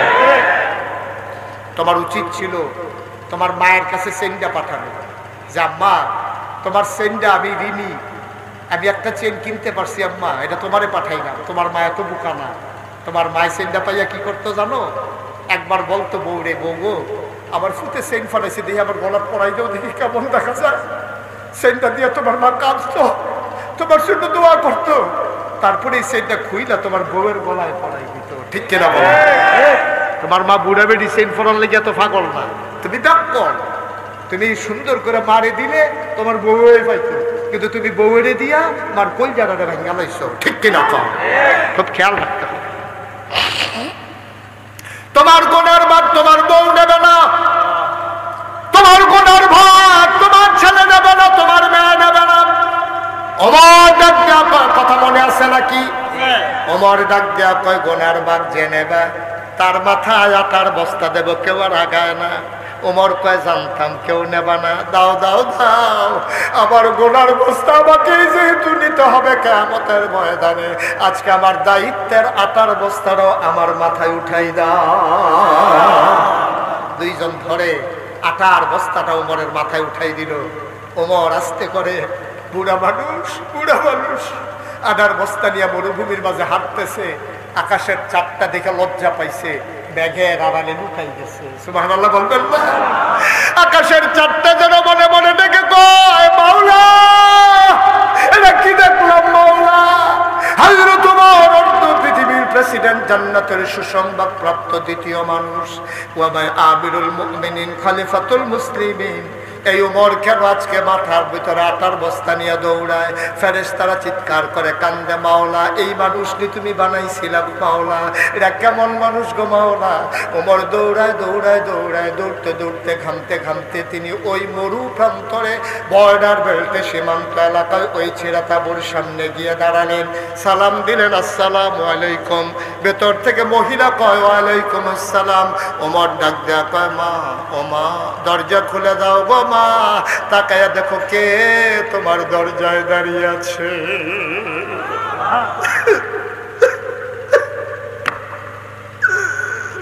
মহিলা মনে করেছে রাস্তার কোন পথিক, নিশ্চয়ই সাহায্যের শূন্য খাবারের জন্য এসে দাঁড়িয়েছে। মহিলাটা কয়, বাবা কে আমারে মা ডাকে? আমি মা হওয়ার উপযুক্ত না, আমারে মা ডাইকো না। আমার জন্ম দেওয়া 2টা সন্তান, 3 দিন ধরে আমি খাইতে দিতে পারি না, আমি কিসের মা? কিসের মা? আমার মা ডাইকো না, আমি মা হওয়ার উপযুক্ত না, পেটে সন্তান ধরেছি, খাবার দিতে পারি না, তুমি অন্য তাঁবুতে যাও, আরেকদিন আইসো, আমি পারলে তোমারে সাহায্য দেব। ওমর ডাক দেয়া কয়, মা ও মা তুমি আমারে চিনো নাই গো মা, আমার কোনো সাহায্য লাগবে না, দয়া করে দরজাটা খুলে দাও। মহিলা দরজা খুলে দিলেন। তাকাইয়া দেখে একটা আধা পাকা আধা কাঁচা দাড়িওয়ালা একটা মানুষ দাঁড়িয়ে আছে, মাথার ভিতরে একটা বস্তা। মহিলা ডাক দেয়া কয়, তুমি কে বাবা? চিনলাম না। কয়, মা আমারই চিনবা না, এই এলাকাতেই আমার বাড়ি, আমি যাচ্ছিলাম তোমার তাঁবুর কেনার থেকে, 3 দিন ধরে তোমার বাচ্চারা খায় না গো মা, এই জন্য চিন্তা করলাম কিছু খাবার দেওয়া দরকার। আমার কাছে সামান্য কিছু আটা ছিল, খেজুর ছিল, সবজি ছিল। মা দরজা খুলে দাও, অনুমতি দাও, ভিতরে আসি। মহিলা ডাক দেয়া কয় ভিতরে আসো। বলে যে মা বস্তাটা একটু ধরে নামাও। মহিলারা ধরলেন, বস্তা নামালেন। ওমর ডাক দেয়া কয় আম্মা তুমি একটা কাজ করো, তাড়াতাড়ি আটা গুলে কয়টা রুটি বানাও, এই ফাঁকে আমি ফু দিয়া নিভে যাওয়া আগুনটা ধরাই দেই। তুমি রুটি বানাও আর আমি ফু দিয়ে একটা আগুন ধরাই। অর্ধ পৃথিবীর প্রেসিডেন্ট, আমিরুল মুমিনিন, খলিফাতুল মুসলিমিন, নবীর পরে যিনি নবী হবেন, নবী ঘোষণা দিয়েছেন যদি নবী থাকতো, সেই উমর চুলার ভিতরে ফু দিয়ে আগুন ধরায় আর মহিলা আটা গুলতেছে। ইসলাম, ইসলাম, ইসলাম। আমরাও মুসলমান, তারাও মুসলমান। বেটা লজ্জায় সামনে দাঁড়াইতে পারবো আমরা? কিয়ামতের ময়দানে তাদের সামনে লজ্জায় আমরা দাঁড়াইতেও পারবো না। জান্নাতে আশা করবো দূরের কথা, তাদের সামনে লজ্জায় দাঁড়াইতেও পারবো না। হার পালাই যাইতে হবে। এই মানুষগুলা জান্নাত নিয়ে বড় টেনশনে আছে, জবাব নিয়ে বড় টেনশনে আছে। আর আমরা কি রঙের গোড়া দৌড়াইতে আছি।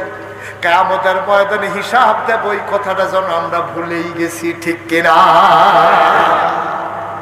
হযরত ওমর তিনি ফু দিয়ে আগুন ধরাইতেছে, অর্ধ পৃথিবীর প্রেসিডেন্ট, আর মহিলাটা আটা গুলতেছে। আটা গোলা হলো, রুটি বানানো হলো। ওমর ফু দিয়ে নিভে যাওয়া আগুন ধরালেন। তিনি বললেন আম্মা আমার কাছে রুটি গুলে গুলে রুটি বানিয়ে আমার হাতে দাও, আমি তার ভিতরে খোলার ভিতরে সেঁকতেছি। মহিলা রুটি বানাই দেয়। ওমর খোলার ভিতরে দিয়া দুইটা রুটি সেঁকলেন। আবার উমর ডাক দেয়া আম্মা, আম্মা গো আমার ভাইয়ারা খায় নাই গো আম্মা, 3 দিন হয় ভাইয়ারা খায় নাই, কাঁদতে কাঁদতে দুর্বল শরীরটা নিয়ে ঘুমাই গেছে, তুমি যদি অনুমতি দাও আমি ঢেকে উঠাই গো আম্মা। মহিলা ডাক দিয়া বলে বাবা উঠাও। এবার উমর দুইটা ছেলেকে ডাকলেন, ভাই উঠো। বাচ্চাগুলো উঠলো। উমর রুটি ছিঁড়ে টুকরা করে খেজুরের বিচিটা ফেলে ভেতরে খেজুর দিয়া বাচ্চাদের মুখের কাছে একটা লোকমা নেয়। উমর কয় খোদার কসম আমি জীবনে অনেক ক্ষুধার্ত মানুষ দেখেছি, খাবার নিয়ে কারাকারি করতে দেখেছি, আমি এমন কারাকারি কাউকে করতে দেখি না। আমি লোকমা নেই একটা, মুখ চলে আসে দুইটা। আমি একটা লোকমা নেই, দুইটা মুখ চলে আসে আমার কাছে।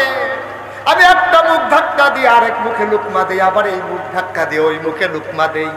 বাচ্চাগুলা খাবার খেলো, পেট ভরে গেল, পানি খেলো, ওরা আবার শুয়ে পড়লো।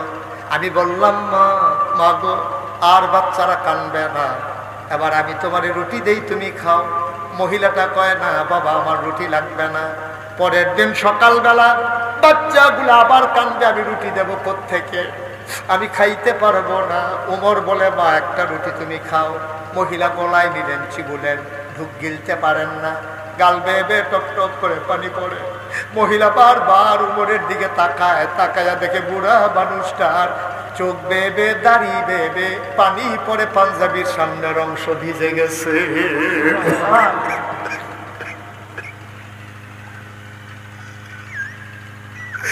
মানুষটার পাঞ্জাবির অবস্থা,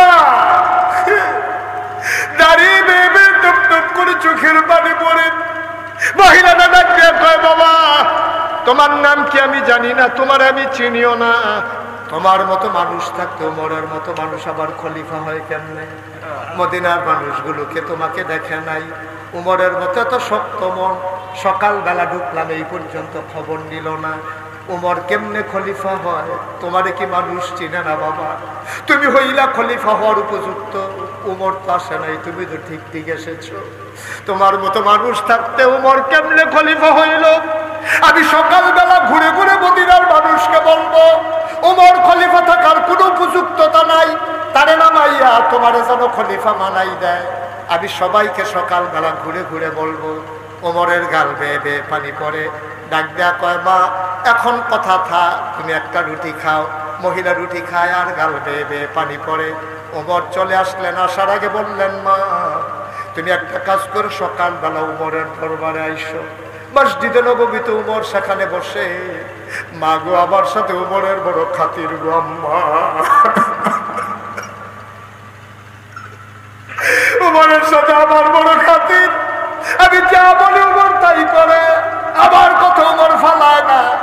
তুমি সকালবেলা আইসো, আমি উমরকে বলে তোমার মাসিক রেশনের ব্যবস্থা করে দেব, তুমি আইসো, সেখানে তোমার জন্য মাসিক রেশন দিয়ে দেব। আমি উমরকে বললে উমর ফালাবে না। উমর আস্তে করে হাঁটতে হাঁটতে বাসায় চলে আসলেন, তাহাজ্জুদ পড়লেন, ফজরের নামাজ পড়লেন, উস্কু খুস্কু তার চুলগুলো, দাড়িগুলো তার এলোমেলো, চোখগুলো তার লাল। মানুষগুলো জিজ্ঞেস করে, ইয়া আমিরাল মুমিনিন, আপনি কি কোনো সমস্যায় আছেন? উমর বলে, না, রাতে ভালো ঘুম হয় নাই, এই জন্য মনে হয় চোখ লাল হয়ে আছে। ওমর বসে বসে সবার সাথে পরামর্শ করতেছেন। মহিলাটা দুইটা বাচ্চার হাত ধরে মসজিদে নববীর দরজায় গিয়ে দাঁড়ালেন। একজন মানুষকে জিজ্ঞেস করে, ভাই, ও ভাই, একটা লোক বলছিল এখানে নাকি উমর থাকে, আমাকে দেখা করতে বলছিল। ভাই, ওই যে মসজিদের ভেতরে, আমি নাকি এখানে নাকি উমর বসে, উমর কোনটা? এবার মানুষটা আঙ্গুল দিয়া দেখাই দিল, সবার মাঝে লম্বা মানুষটা যিনি বসে আছেন তিনি উমর। মহিলা তাকাইয়া দেখে, যারা আঙ্গুল দিয়া দেখাই দিছে ওই মানুষটার কেউ না, রাতের বেলা যে ফু দিয়া আগুন ধরাইছে।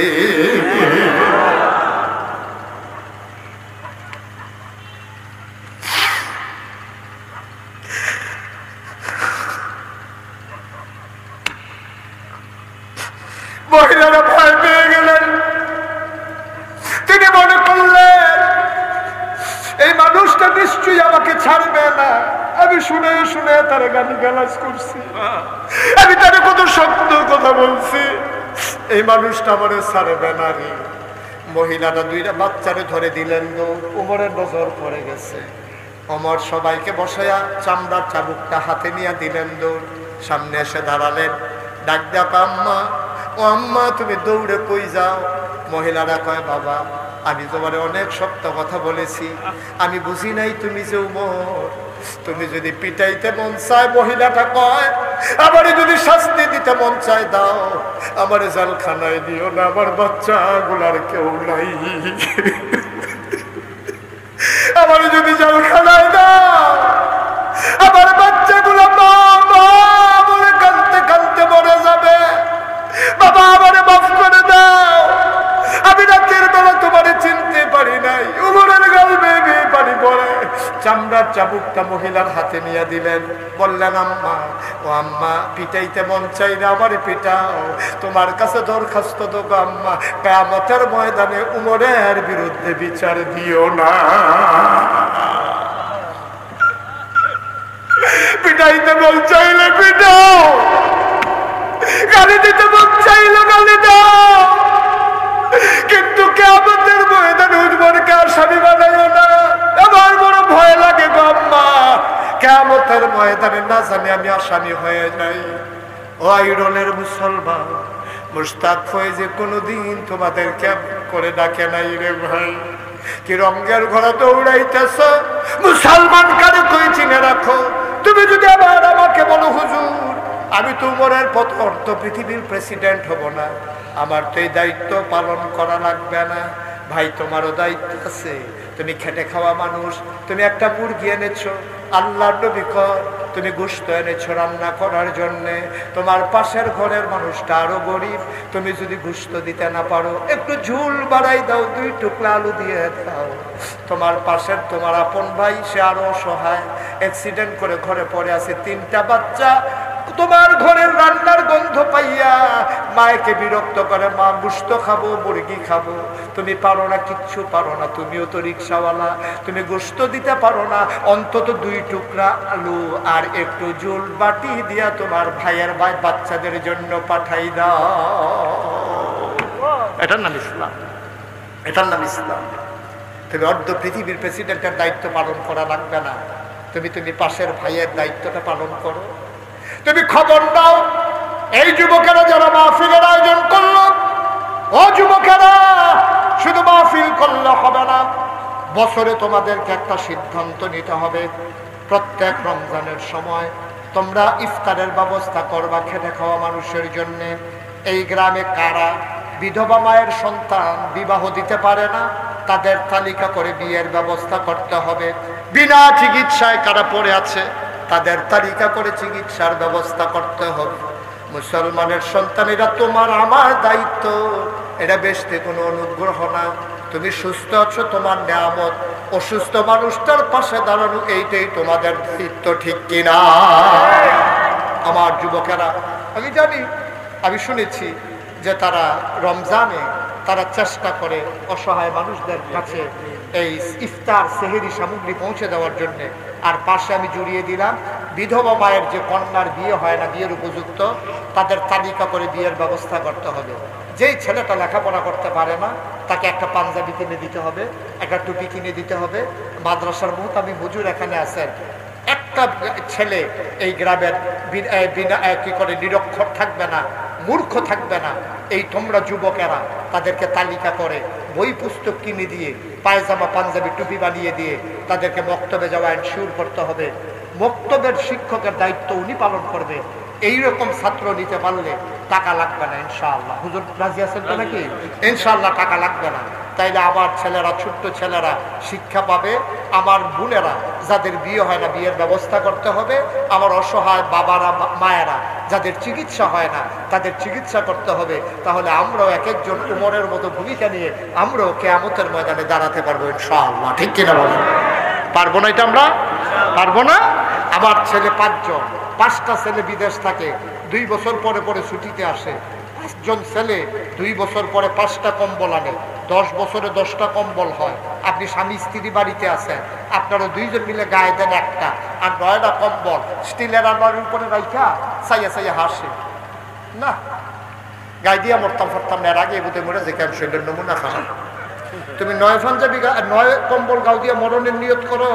তুমি এই নিয়ত না করিয়া তুমি এই চিন্তা করো, আমার 10টা কম্বল, একটা আমি গাও দিতে আসি মেহমানের লেগে একটা তোলা রাখিয়া বাহি 8টা কম্বল লইয়া তুমি আস্তে করে তোমার বউয়ের লইয়া রাত্রেবেলা বাড়ি যাও। যে বিডির ফুট নাই, যে বিডির খেতা নাই, যে বিডির কম্বল নাই, আস্তে করে দরজার কাছে গিয়ে তোমার বউয়ের দিয়ে ডাক দেওয়া। ডাক দিয়ে হেবিডি যখন দরজা খুলবো, তুমি আস্তে করে পরিচয় না দিয়া কম্বলটা ঢিল মাইরা দিয়া সেটা কইও, গো আমার ফুটাইতে বিদেশ থাকে, তোমার কম্বলটা দিয়ে গেলাম, গাও দিয়া দোয়া করো, জান্নাত বিচারটা মক্কা যাওয়ান লাগতো না, জান্নাত তোমার ঘরের দরজা, ঠিক কিনা? জান্নাত তোমার ঘরের দরজায়। তুমি বছরে বছরে সৌদি আরব যাও জান্নাত বিচারতা। হজরা সদ সুমা দিয়া কই যাইতেছে, আল্লাহ 2 বছর লাগে যে গোনা করছি, ভাবছে যাইতেছি, গোনা করে আবার আইতে আছে বাক ফার করে সিহন জিংলা দিয়ে উত্তর করে না, ফাটফাট করে খিসন যাইতো তার অসভ্য। জান্নাত বিচারে মক্কা শরীফ গিয়া আর লগের ঘরের বেরিয়ে কম্বল ছাড়া থরথরাইয়া কাফে, তুই বেড়া 10 কম্বলের ফেঁচাই আছে আইসাস বউলে লইয়া ফ্যানওয়ালা ফু হইল সুবা দিয়ে ধরে বুটবুড়ি ছোটান যেত। কথা মনে থাকবে ইনশাআল্লাহ। আল্লাহ যেন কবুল করে, সবাই পরে আমিন। আমার যা আছে আমি সামান্য আছে, সামান্য নিয়া আমি দুঃখী মানুষের পাশে দাঁড়াবো, এটার নাম হচ্ছে ইসলাম, এটার নাম হচ্ছে ইসলাম। খালি আমি আমি আমি না, আমিটা ছাড়া কিচ্ছু বুঝছে না। আমি তো তুমি চাইতে হতে রাজি না, আর আমরা কইব তো পরের কথা। আমি তুমি আমরা, এটার নাম হলো ইসলাম। আমিও তুমিও আমরা সবাই, ঠিক কিনা বলো? তুমি আঙ্গুল ফুললে কলা গাছ হয়ে যাইবা না। তুমি পয়সাওয়ালা মানুষ হইছো দুনিয়ায়। রমজানের সময় মাইকিং করে, এবার আইয়া দিব জাকাতের কাপড় দিব, লাইন ধরে নকলে লাইন ধরে, মা ডয়নার লাইন ধরে, তোর জাকাতের গুষ্টি বাড়িয়া দিবে। অসভ্য! জাকাত দিতে গিয়ে ফোনটা বুঝতাম সরাইয়া বাইরে লাইছে, ঠিক কিনা কও? এই যারা জাকাত নিতে আইছে দুনিয়ার মানুষ দেয় না, ওই সাংবাদিকরা দেখাইব বেশি মানুষ হচ্ছে, বেশি মানুষ দেখানোর লেগা তো দুনিয়ার মানুষের লাইন ধরাইছে। এই জাকাত তোরে কে শিখাইছে? অসভ্য, বেয়াদব! জাকাত দেওয়া কে শিখাইছে তোমারে? এই জাকাতের সিস্টেম না। জাকাত হলো রাতের বেলা অন্ধকারের ভিতরে তুমি চুপি চুপি নিয়ে দিয়ে আসবা। তুমি যে দিছো সে যেন না জানে, সে যে তুমি যে সেজে পাইছে তুমি যেন না জানো। এইভাবে চুরি করে তুমি জাকাত দিয়ে আসবা। জাকাত কোনো দান না, তোমার গরিবের তোমার কাছে পাওনা টাকা, ঠিক কিনা কও? জাকাত তোমার কাছে ফানা, এটা কোনো দান না, অনুগ্রহ না, বরং অনুগ্রহ করছে তোমারে, তুমি তার অনুগ্রহ করো নাই। তোমার জাকাত নিয়ে তোমারে গোনার থেকে বাঁচাইছে, ঠিক কিনা কও? তুমি জাকাত না দিলে গোনাগার হইল। হেতে জাকাতরা না নিলে তুমি লইয়া লই হাত নাও, জাকাত অন্য ফায়দা নাও। হেতে নিয়া তোমার জাহান্নামতে বাঁচাই দিছে। সুতরাং তুমি তোমার প্রতি কৃতজ্ঞ না, তুমি তার প্রতি কৃতজ্ঞ যে ভাই আমার জাকাতরা নিয়ে আপনি বাঁচাইছেন, ঠিক কিনা কও? জাকাত কোনো দান না, জাকাত হলো গরিবের ধনীর কাছে পাওনা, পাওনা টাকা। যদি ইসলামী রাষ্ট্র হইতো, আমরা দেশে যে জাকাত অনেকে দেয় না, তারে বাইন্দা জেলখানাত নিয়া অ্যাকাউন্টস অফিসার ফাড়াইয়া হিসাব কইরা কয় টাকা জাকাত আইয়ে তারে কটা ফিডা দিয়া তারটা আদায় করলো ইসলামী রাষ্ট্র হইলে, ঠিক কিনা কও? বাচ্চা গেছো ইসলামী রাষ্ট্র নাই দেখা খাইয়া গেল দুনিয়া, আইসা দুনিয়া খাইতা তামা করে লাগাই।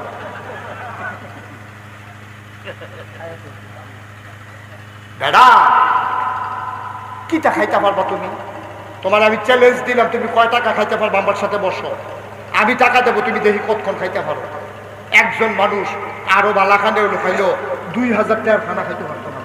অকলে যদি তুমি যদি কুরমা দিয়া খায়াম, গলদা চিংড়ি দিয়া খায়াম, তুমি যদি কেসকি মাছ দিয়া খায়াম, হুটকির বর্তা দিয়া, তুমি যা মন্ডা ধরে কইবা দেখি কয় টাকা খাইতে পারো। আরে আমি আমার মতো বেড়া এতো কই বেটা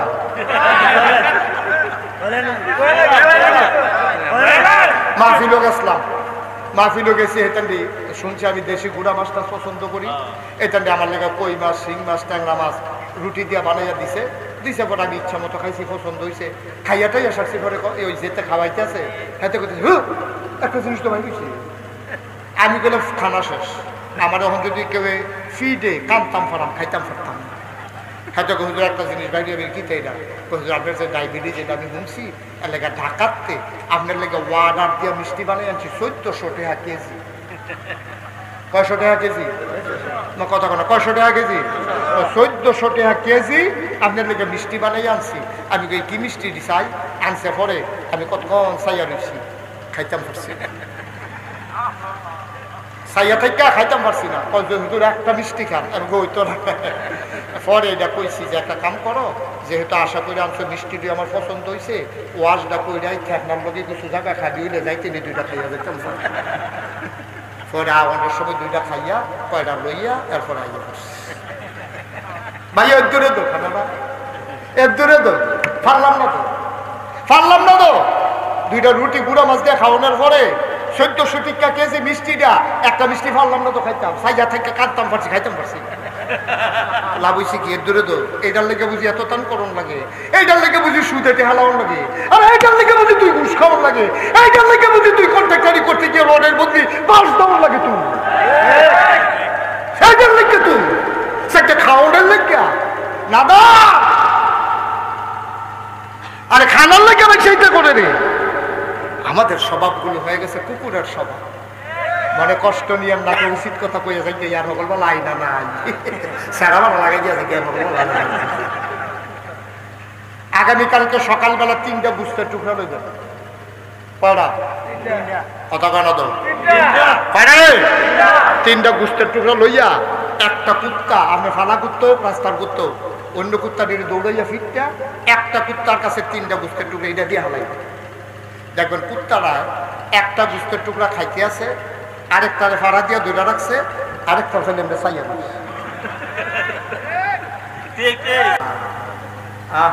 কই কে আসছে সরাইল থেকে?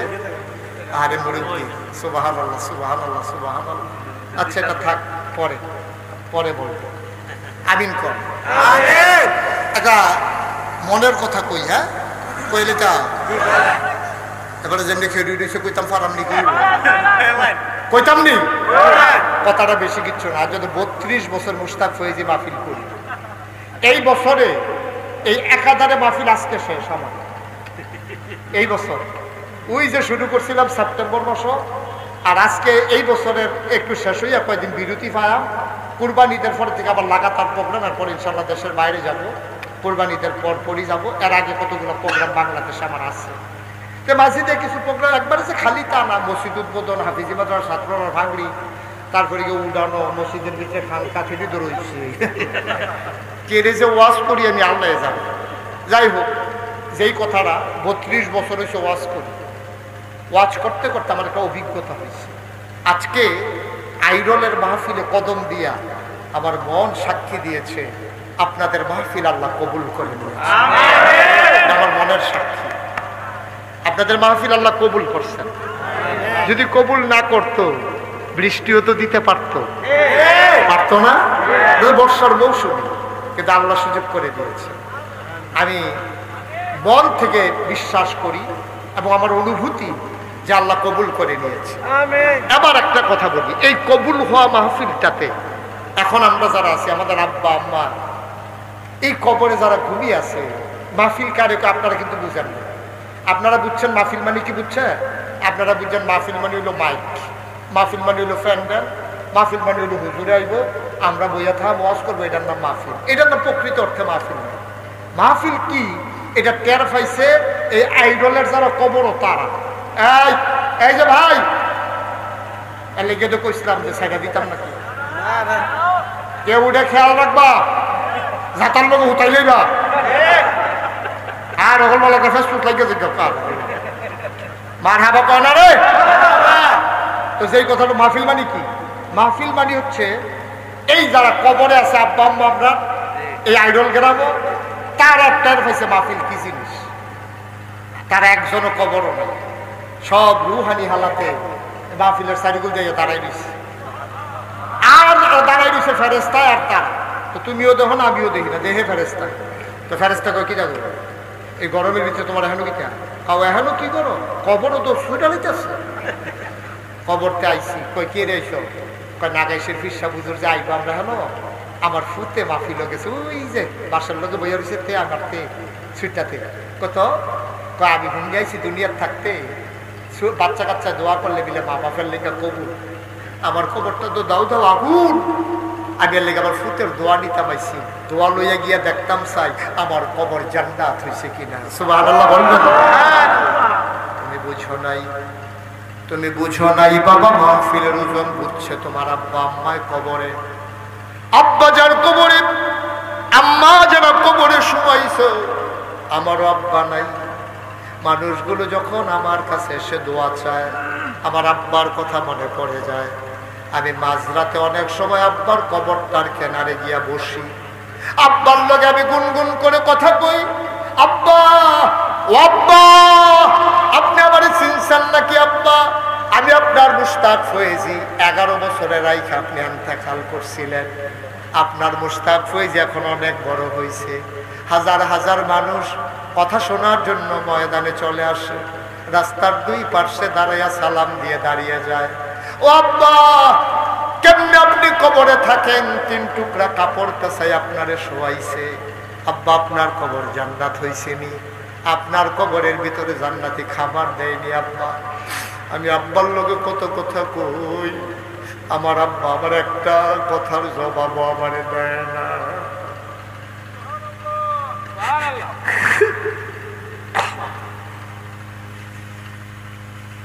আমি কত কথা কই আব্বার লগে, আব্বা একটা কথার জবাব দেয় না।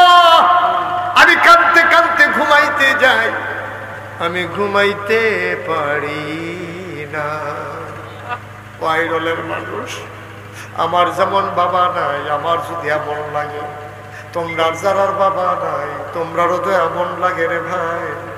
এই যে বাড়িটা ঘুমাও, তোমার আব্বাই দিয়া গেছে, জমিন গুলাকে চাষ করে খাও, তোমার আব্বার দেওয়া। ঠান্ডা বাতাস আইলে পাতলা খেতাটা গায়ে দিয়া তুমি ঘুমাও। তোমার আম্মায় মারা যাওয়ার আগে কত কষ্ট করে কাঁথাটা সেলাই করে দিয়া গেছে রে, কয়বার শুয়ের গোতা খাইছে, তারপরে সন্তানের জন্য কাঁথা সেলাই করে দিয়া গেছে। এমন আব্বা আম্মা যাদের কবরে, আজকে সবাই মিলে আব্বার জন্য আম্মার জন্য দোয়া করব। তার আগে একজন আমরা যাব না, সবাই পড়ো আমি। সবাই রাজি আছেন ইনশাআল্লাহ? সবাই নামাজের মতো করে বসে, একটা লোকও যাবেন না। যারা দাঁড়িয়ে আছেন বসে পড়ো, এতক্ষণ কিছু কই নাই, এখন বসো, সবাই বসেন, কেউ উঠবেন না, একটা লোক উঠবে না। এই যে ভাই, গাছের তলে দেহি বললাম আব্বা আম্মার লেগে উত্তর দোয়া করে আর পরে যাই। এই ছেলেরা বসো, ইউটিউবাররা যারা আছো বসো, সবাই সবাই মিলে একটু নামাজের মতো করে বসে, নামাজের মতো বুঝো নাই, নামাজের মতো করে বসে, হাঁটু ভেঙে বসে সবাই মিলে আমরা তওবা করবো। এখন দরকার আছে নাকি নাই?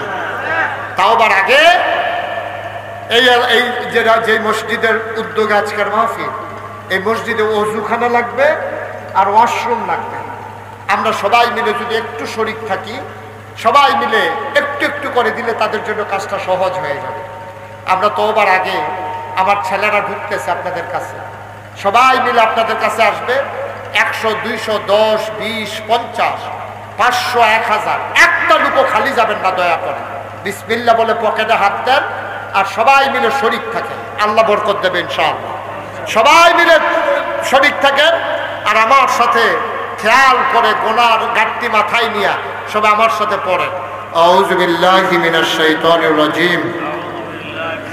ছেলেরা আসতেছে, দেন বিসমিল্লাহ বলে সবাই দেন, একজন লুকো খালি যাবেন না। তোমরা সব ছেলেরা ভিতরে ঢুকো। জি, সবাই পড়েন আউযু বিল্লাহি মিনাশ শাইতানির রাজিম। বিসমিল্লাহির রহমানির রহিম। আস্তাগফিরুল্লাহ রাব্বি মিন কুল্লি যামবি ওয়া আতুবু ইলাইহি লা হাওলা ওয়ালা কুওয়াতা ইল্লা বিল্লাহি আলিয়্যিল আযীম। হে আল্লাহ, ইচ্ছায় অনিচ্ছায় প্রকাশ্যে গোপনে শয়তানের কুমন্ত্রণায় পড়ে, নফসের তাড়নায় পড়ে জীবনে যত গুনাহ করেছি, কবিরা সাগীরা শিরক বিদআত সমস্ত গুনাহ থেকে খালেস অন্তরে তওবা করতেছি। হে আল্লাহ, গুনাহ মাফ করে দাও, তওবা কবুল করে নাও। আশহাদু আল্লা ইলাহা ইল্লাল্লাহু ওয়াহদাহু লা শারীকা লাহু ওয়া আশহাদু আন্না সাইয়্যিদানা হাবিবানা মাওলানা মুহাম্মাদান আবদুহু ওয়া রাসূলুহু সাল্লাল্লাহু আলাইহি ওয়াসাল্লাম। আমিন আমিন আমিন। বলেন আলহামদুলিল্লাহ, বলেন আলহামদুলিল্লাহ। মাশাআল্লাহ, আপনি অনেক টাকা দিয়েছেন, সবাই মিলে শরীক হয়েছেন। মাশাআল্লাহ। আব্দুল মালেক ভাই, মাশাআল্লাহ। আব্দুল মালেক ভাই এই গ্রামের সন্তান। মাশাআল্লাহ, কাটানিসার পাশে আব্দুল মালেক ভাই মাশাআল্লাহ, সচেতন মানুষ। উনি আমার একটা জিনিস সূত্রও দিয়েছেন, এই জন্য থ্যাংক ইউ, অসংখ্য ধন্যবাদ আপনাকে। যে আমরা নবীর নামের সাথে পড়ব সাল্লাল্লাহু আর সাহাবাদের নামের সাথে পড়ব আর আল্লাহর ওলি বুজুর্গ ব্যক্তিদের নামের সাথে পড়ব রহমাতুল্লাহ আলাই রাহিমাহুল্লাহ রহমাতুল্লাহ আলাই। এটা যেন মনে থাকে। এখন তো কখনো কোনটা কইব এটাও ফেস লাগাই না। আল্লাহর ওলির আল্লাহকে কইয়া বইয়া থাকে রাজি আল্লাহ তাআলা। এটা যে যে হলো যেমন কইতে পারে আর কি, টের পাইব পড়ে না। জি, টাকাগুলো নিয়ে চলে আসেন। ওকে ফাইন, নিয়ে আসেন। এবার একটা কথা শুনুন। আপনারা সবাই পুরস্কারে দেখেছেন মোশতাক ফয়েজি পীর সাহেব, দেখছেন না সবাই? আমি কিন্তু পীর সাহেব হতে চাই না, কারণ বাংলাদেশে পীর সাহেব দেখতে দেখতে আমি অতিষ্ঠ। আমি বাংলাদেশে ছোটবেলা থেকে দরবারের লোক হওয়ার কারণে পীর সাহেব দেখছি। তো বাংলাদেশও দেখছি অধিকাংশ পীর সাহেব বইয়া বইয়া খায়, কোনো কাম নাই। ভগিন্নি বেটি এটেহা দেয়, রিক্সাওয়ালা এটেহা দেয়, হাতে বইয়া বইয়া খায়। মনে হয় 4-5 জন বইয়া রয়েছে, আসলে একদম ওই যে আজাইরা বইয়া খাইছে। এবার আপনাদের বিবেকের কাছে আমি একটা কথা জিজ্ঞাই। আচ্ছা, ও যদি একজন পীর সাহেব এবারে রিক্সা চালাইলে ফিরালি ছুটতে যাবো? কথা কথা ফিরালি ছুটতে যাবো? একজন বাংলাদেশে রিক্সা এই পীর পাইবেন না, আল্লাহর ওলি পাইবেন না যে রিক্সা চালাইতে আছে। আল্লাহর পীর সাহেব রিক্সা চালায়, পীর সাহেব গৃহস্থ করে, পীর সাহেব গরু ফালে, পীর সাহেব চাকরি করে। কিছু কিছু চাকরিজীবী পাওয়া যায়, কিন্তু পীর সাহেব কাম করে খায় এইরকম লোক খুব কম।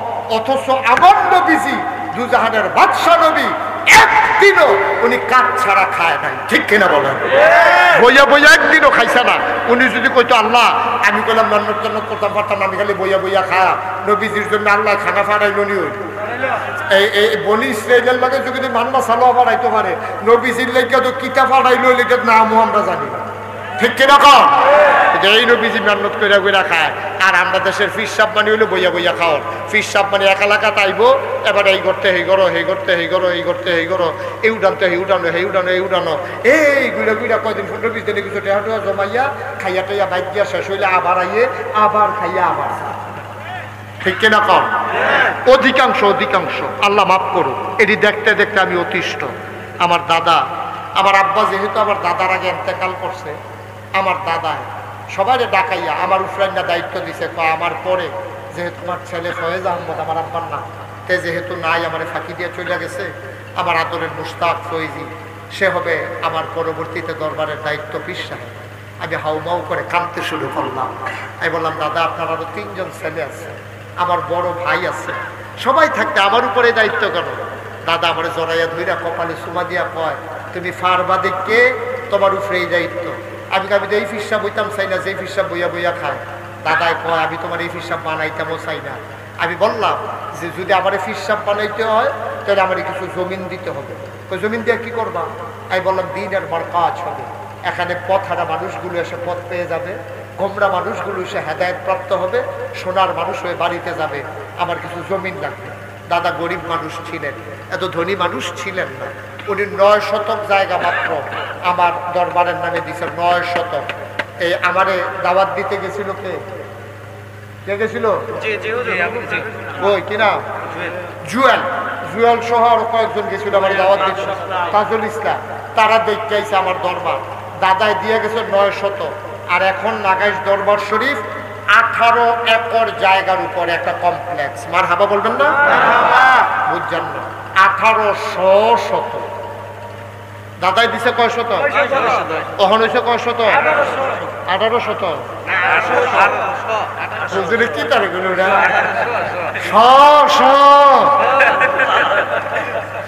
1800 শতক জায়গার উপর আমার 10টা প্রতিষ্ঠান। কয়টা? কথা কেন? কয়টা? একটা খানকা, একটা দাখিল মাদ্রাসা, একটা নুরানি মাদ্রাসা, একটা হাফিজিয়া মাদ্রাসা, একটা ধাতব্য চিকিৎসালয়, একটা গণপাঠাগার, গবেষণাগার, ছাত্রাবাস, ইয়াতিমখানা, মসজিদ। মারহাবা বলবেন না? আমার মসজিদটা টিনের ঘর, এখনো টিনের ঘর রয়েছে। আমার মসজিদরা তারা দেখতে আসে জুয়েল, তারা আমার মসজিদরা টিনের ঘর, কয়েকশো লোক নামাজ পড়তে পারে। আমার নিয়মিত মুসল্লি যারা, তারা ডুবনের আগে ওই আমি যে জমা পড়াইটা মাইছে উঙ্গালাইছে, তারা গাড়িতে কইরা মাইক্রো সিএনজি হাইএসও কইরা তারা সব গিয়ে আগে আগে মসজিদে বইয়া থাকে। আমার নিয়মিত মুসল্লি আইয়া মসজিদ আর জায়গা পায় না, বাইরে সবাই বালুয়ে সালুয়ে মেঘে ডেকে বিদ্যা নামাজ করে, আমি ভিতরে জায়গা পাই, ইমাম দেখা নইলে আমিও পাই না। তারা আমারও বার করে দিল যে নমুনা। তো ইমাম বাইরে করে দিলে নামাজ পড়বো কেমনি, এর লেগে আমি কিন্তু জায়গা পাই যাচ্ছি। আমি চিন্তা করলাম আমার এখানে 1000-এর উপরে ছাত্র, এত সুন্দর হাজার হাজার মানুষ আসে, দৃষ্টিনন্দন, স্থাপত্য শৈলী মণ্ডিত, মুসলিম বিশ্বের এক অনন্য নিদর্শন, বড় করে একটা মসজিদ করবো ইনশাআল্লাহ নিয়ত করলাম। আমার দরবারের যারা ইঞ্জিনিয়ার তাদেরকে ডাকাইলাম, 10 জন মিলে তারা একটা টিম করবো। 10 জন মিলে একটা টিম করে তারা একটা ডিজাইন করে আমার কাছে লই আইছে। হুজুর ওই যে মসজিদের কথা কইছিলেন, আঁকছি। আমি চাই কিতা সব চাইয়া দেখি বিরাট বড় এরকম দেখা যায়। আমি দেখি এটা কই যে হুজুর মসজিদ, আমি একটু বড় লাগে যেমন, হুজুর একটু বড় করে আঁকছে। তুমি কিরকম বড়?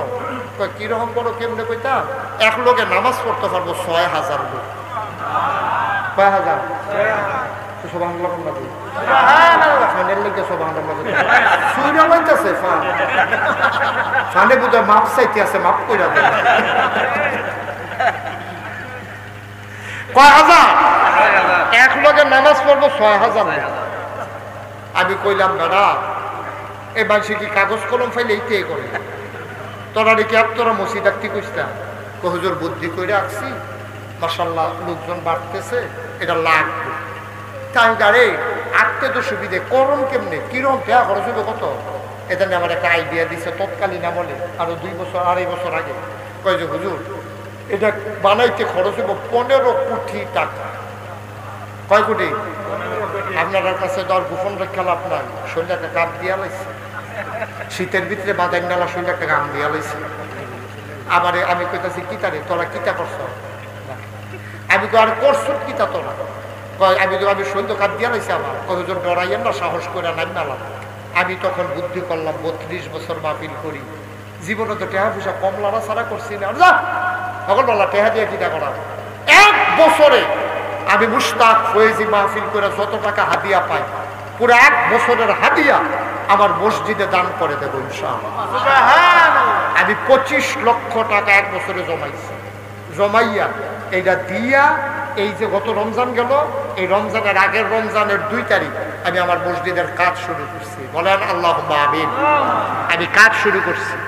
এই আজকে যে আপনাদের এখানে আসছি, গতকাল পর্যন্ত আমার মসজিদে খরচ হয়েছে সামান্য 10,000 না 9,000 কম 3 কোটি টাকা। মসজিদের কাম শেষ না? বিট হইছে, বিট আর গেলেছি মোটামুটি বিট হইয়া কলাম দি তুললা মসজিদের সেন্টারিং করতে আসি। সাদ হবে আগামী 1 তারিখে জুন মাসের, এই কাল পরশু শনিবারের পরের শনিবারে ইনশাল্লাহ আমার মসজিদের ছাদের ঢালাই হবে। বলেন আল্লাহুম্মা আমিন। আপনারা আমার কাছের মানুষ। আমি এই যে আজকে এখন মাহফিল থেকে নাগাইশ যাব না, এদিকে ফিরো, কই যাও তুমি? আমিন কর। আমি এই মাহফিল থেকে গিয়া আমার গাড়ি রুমে চলে যাবে, আর আমি মসজিদের কাছে নামবো। এই যে একদিন দেখতে পারি না, এই কুদ্দুর কাজার কইছে কই যাতো মানে না, মসজিদের কাছে নামা আমি হাঁটি, একটা রডের টুকরা পড়ে রয়েছে কিনা, একটা কাঠের টুকরা পড়ে রয়েছে কিনা। আমার সন্তানের চাইতে বেশি মায়া হয়ে গেছে মসজিদের জন্য। আমি অনেকদিন রাতের বেলা আমি আকাশের দিকে তাকাই তাকাইয়া কাঁদছি। আমি বলছি আল্লাহ, আমি মুশতাক ফয়েজি সারা জীবন থাকবো না। মসজিদটা যদি আমি কইরা না যাইতে পারি, আমার বাচ্চাকে তো এত মানুষ চিনে না। আমারে যেমনি বাংলা ভাষাভাষী মানুষ দেশে বিদেশে সবাই চিনে, আমার ছেলেদেরকে তো এত মানুষ চিনে না। মসজিদটা যদি আমি শেষ করে না যাইতে পারি, এই মসজিদের ভবিষ্যৎ নিয়ে আমি বড়ই পেরেশান। আল্লাহ তোমার বন্ধু নবী বলেছেন, মান বানা লিল্লাহি মসজিদান বানাল্লাহু লাহু বাইতান ফিল জান্নাহ। যে দুনিয়ায় মসজিদ বানাবে, আল্লাহ জান্নাতে নাকি তার জন্য ঘর বানাবে। সুবহানাল্লাহ বলবেন মাওলা, আবার ওই পর্যন্ত হায়াত দাও যতদিন মসজিদের কাজটা শেষ না হয়। সবাই করা আমিন। আমি আল্লাহর কাছে দরখাস্ত দিছি, এই যে 3 কোটি টাকা খরচ করলাম, আমি দিছি 25 লাখ, আর 2 কোটি 75 লাখ টাকা পাইলাম। কই একজনে তো জিগাইলেন না,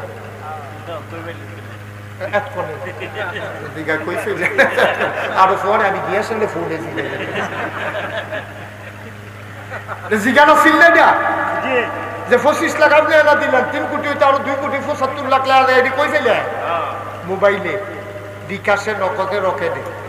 মালয়েশিয়া গেছি ওয়াজ করতাম, মালয়েশিয়া তারা আমার গাঁটটি বেঞ্জা টেহা দিয়া দিছে।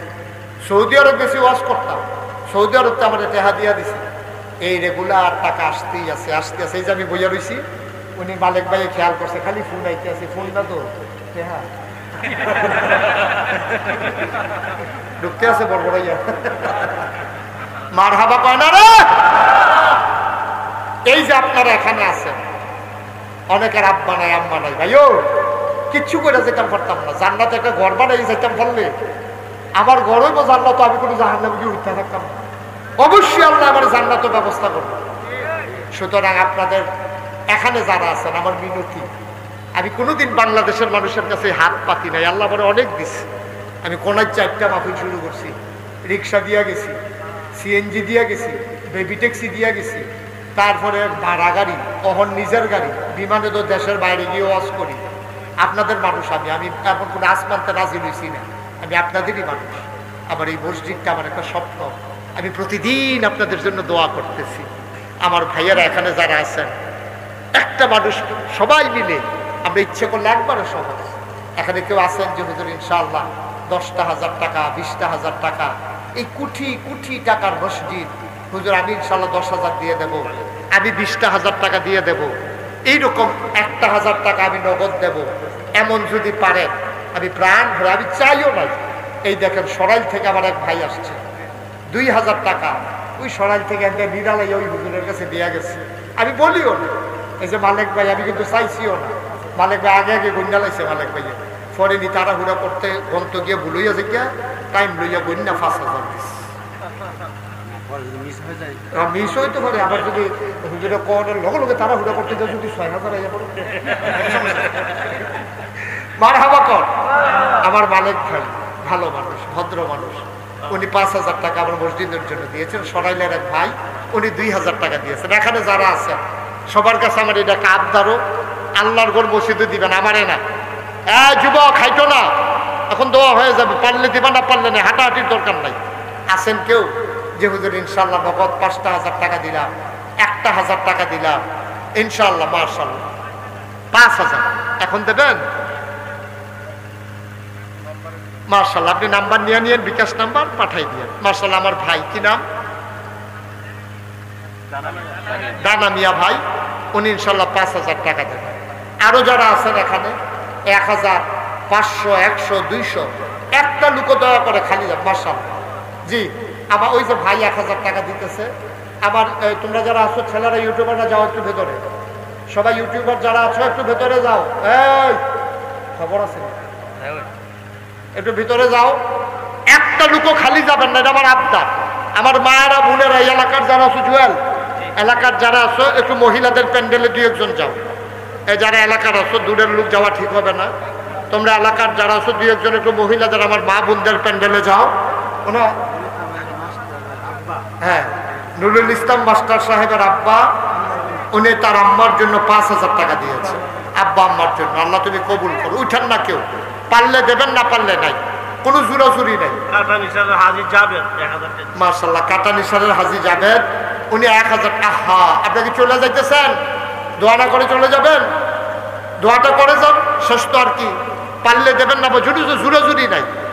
আপনার টাকা মসজিদে লাগবে কি না এটা ফয়সালা হইল আল্লাহ। আপনি পারলে দেবেন, না পারলে নাই, কিন্তু উঠার দরকার না, আমরা সবাই মিলে দোয়া করে দেবো ইনশাআল্লাহ।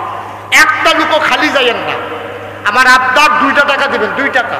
তাও আপনি বলতে পারবেন যে আমি মসজিদে 2 টাকা দিছিলাম। না দেউন না তো আপনি ভালো, না দেউন না তো আপনি ভালো, মাত্র 2 টাকা দিবেন, তারপরও শরীর থাকতেন। আপনারা সবাই দিছেন, একজন লোকও বাদ যাইয়েন না, 2 টাকা হইলেও দিয়েন, আল্লাহ বরকত দেবে ইনশাআল্লাহ। ইনশাআল্লাহ আল্লাহর ঘর মসজিদ একটা স্থাপনা হবে এই পৃথিবীর ভিতরে। একদিন এই উল্লেখযোগ্য স্থাপনাটা সাক্ষী হয়ে থাকবে, কালের সাক্ষী আমরা আছে। অনেকে অসুস্থ আছেন, দল মত নির্বিশেষে সবাই মিলে যেন ভাই ভাই ঠাই ঠাই হয়ে আমরা এই এলাকায় চলতে পারি। সবাই মিলে সবার জন্য দোয়া করব। আল্লাহুম্মা আমিন। রব্বানা যালামনা আনফুসানা ওয়া ইল্লাম তাগফির লানা ওয়া তারহামনা লানাকুনান্না মিনাল খাসিরিন। আয় আল্লাহ তাআলা, তোমার কুদরতি পায়ে ধরে ভিক্ষা চাই, আমাদের জীবনের গুনাহগুলো তুমি মাফ করে দাও। এই জীবনে আমরা আর গুনাহ করব না। হাতের গুনাহ মাফ চাই, পায়ের গুনাহ মাফ চাই, চোখের গুনাহ মাফ চাই, মুখের গুনাহ মাফ চাই, সমস্ত অঙ্গ প্রত্যঙ্গের গুনাহ মাফ চাই। আমাদের জীবনের গুনাহগুলো তুমি মাফ করে দাও। আয় আল্লাহ তাআলা, ও রব্বে করিম, আব্বা আম্মা যাদের কবরে, মায়ের কবরে, বাবার কবরে তুমি মাওলা আর আযাব দিও না। আব্বা আম্মার কবরে আর আযাব দিও না। বলেন, আব্বা আম্মার কবরে আর আযাব দিও না। দাদা দাদির কবরে আর আযাব দিও না। নানা নানির কবরে আর আযাব দিও না। আয় আল্লাহ তাআলা, এই আইরল গ্রামের সাথে আমি অনেক আগ থেকেই পরিচিত। আসা হয়নি অনেকবার, আমি এসে দেখলাম মানুষগুলো আমাকে যেমন করে বরণ করে নিল। তারা আমাকে চিনত না, আমি তাদেরকে চিনতাম না। তাদের আতিথেয়তা বরণ করে নেওয়া, মনে হলো তাদের সাথে যেন আমার জনম জনমের পরিচয়। এই পরিচয়টুকুন কিয়ামতের ময়দানে আমাদের সবার জন্য তুমি মাওলা নাজাতের উসিলা বানাইয়া দিও ইয়া রাব্বাল আলামিন। এই গ্রামে আমার অনেক ভক্ত মুরিদারা ঘুমিয়ে আছে মাওলা। আমার বাঞ্জু মিয়া বড় পাগল ছিলেন আমার জন্য, মানুষটা আজকে নাই, ওনার সন্তানেরা বিদেশে পড়ে আছে। আয় আল্লাহ তাআলা মনু মিয়াও সুস্থ হয়ে, আয় আল্লাহ দিক বিদিক জ্ঞান শূন্য হয়ে গেছে। আমার কলিজার টুকরারা, ও মাওলা রব্বে কারীম, এলাকায় যারা আছে আল্লাহ সবাইকে তুমি মাওলা কবুল আর মঞ্জুর করে না। আমার কলিজার টুকরা যুবক গুলার দ্বীনের খাদেম বানায়া দাও। ওলামায়ে কেরাম কত মাহফিলে যাই, ওলামায়ে কেরাম এভাবে বসে থাকতে দেখি না গো মাওলা। এই এলাকার ওলামায়ে কেরাম আমাকে অভিভূত করেছে, মুগ্ধ করেছে। কেমন করে মানুষগুলো বসে বসে দিনের কথা শুনেছে, চোখের পানি ছেড়ে দিয়ে কেঁদেছে। মাওলা এই সমস্ত আলেম গুলারে তুমি ওয়ারাসাতুল আম্বিয়ার দরজা দান করে দিও। আমার মায়েরা বোনেরা যারা পর্দার আড়ালে আবেদা সালেহা জাহেদা বানাইয়া দিও। মাওলা রব্বে কারীম আমার কলিজার টুকরা গুলারে দ্বীনের খাদেম বানাইয়া দিও। টাকা দিল, পয়সা দিল, বুদ্ধি দিল, পরামর্শ দিল, মাহফিলে হাজির হলো। যে যেমন করে মাহফিল সাজাইল, কিয়ামতের দিনে মুসিবতের সময় আজকের মোনাজাত তাদের জন্য নাজাতের উসিলা বানাইয়া দিও ইয়া রাব্বাল আলামিন।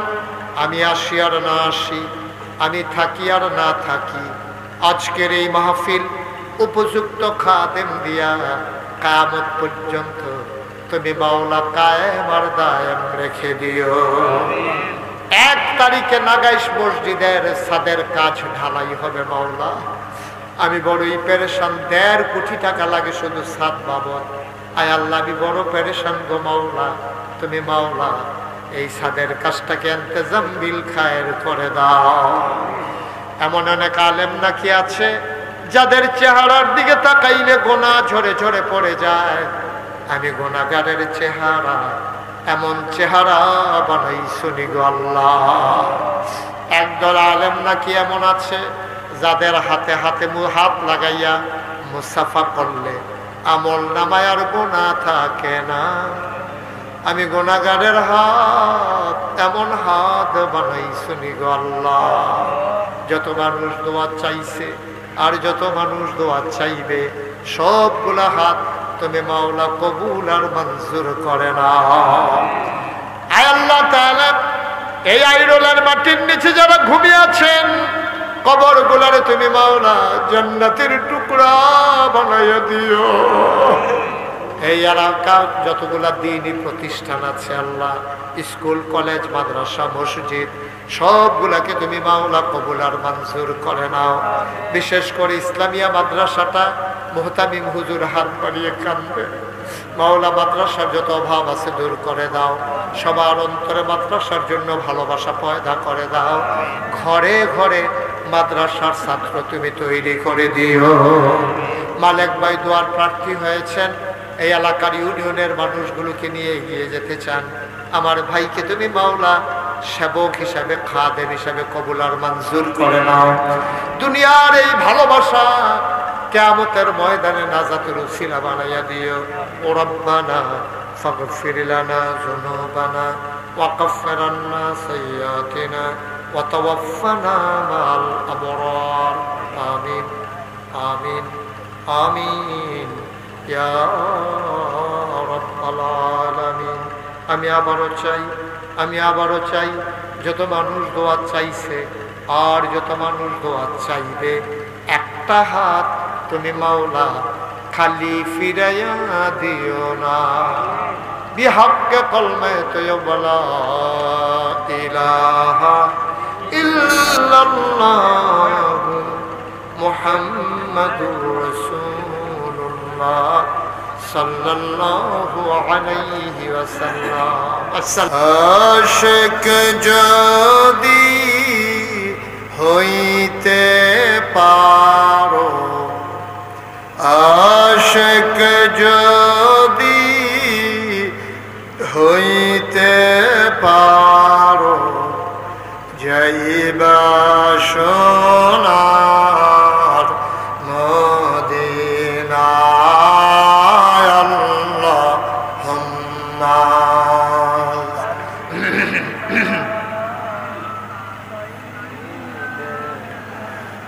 মাওলানা মুহাম্মদ ওয়া আলা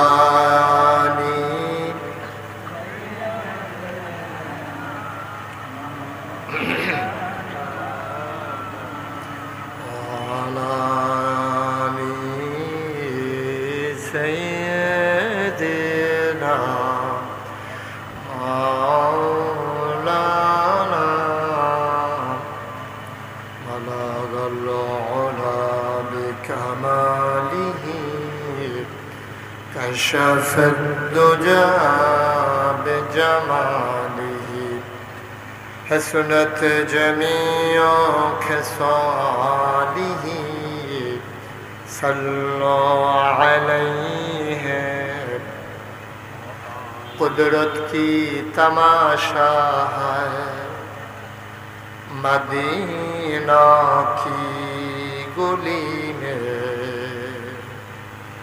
جنت کی نمونہ ہے مدینہ کی گلی میں۔ بلغ العلا بكماله كشف الدجى بجماله حسنت جميع خصاله صلوا عليه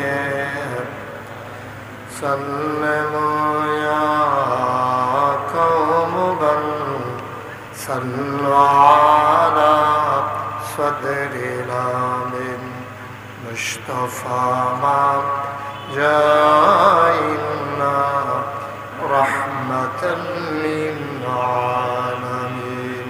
لا إله إلا الله لا إله إلا الله لا إله إلا الله لا إله إلا الله لا إله إلا الله لا إله إلا الله لا إله إلا الله لا إله إلا الله لا إله إلا الله لا إله إلا الله لا إله إلا الله لا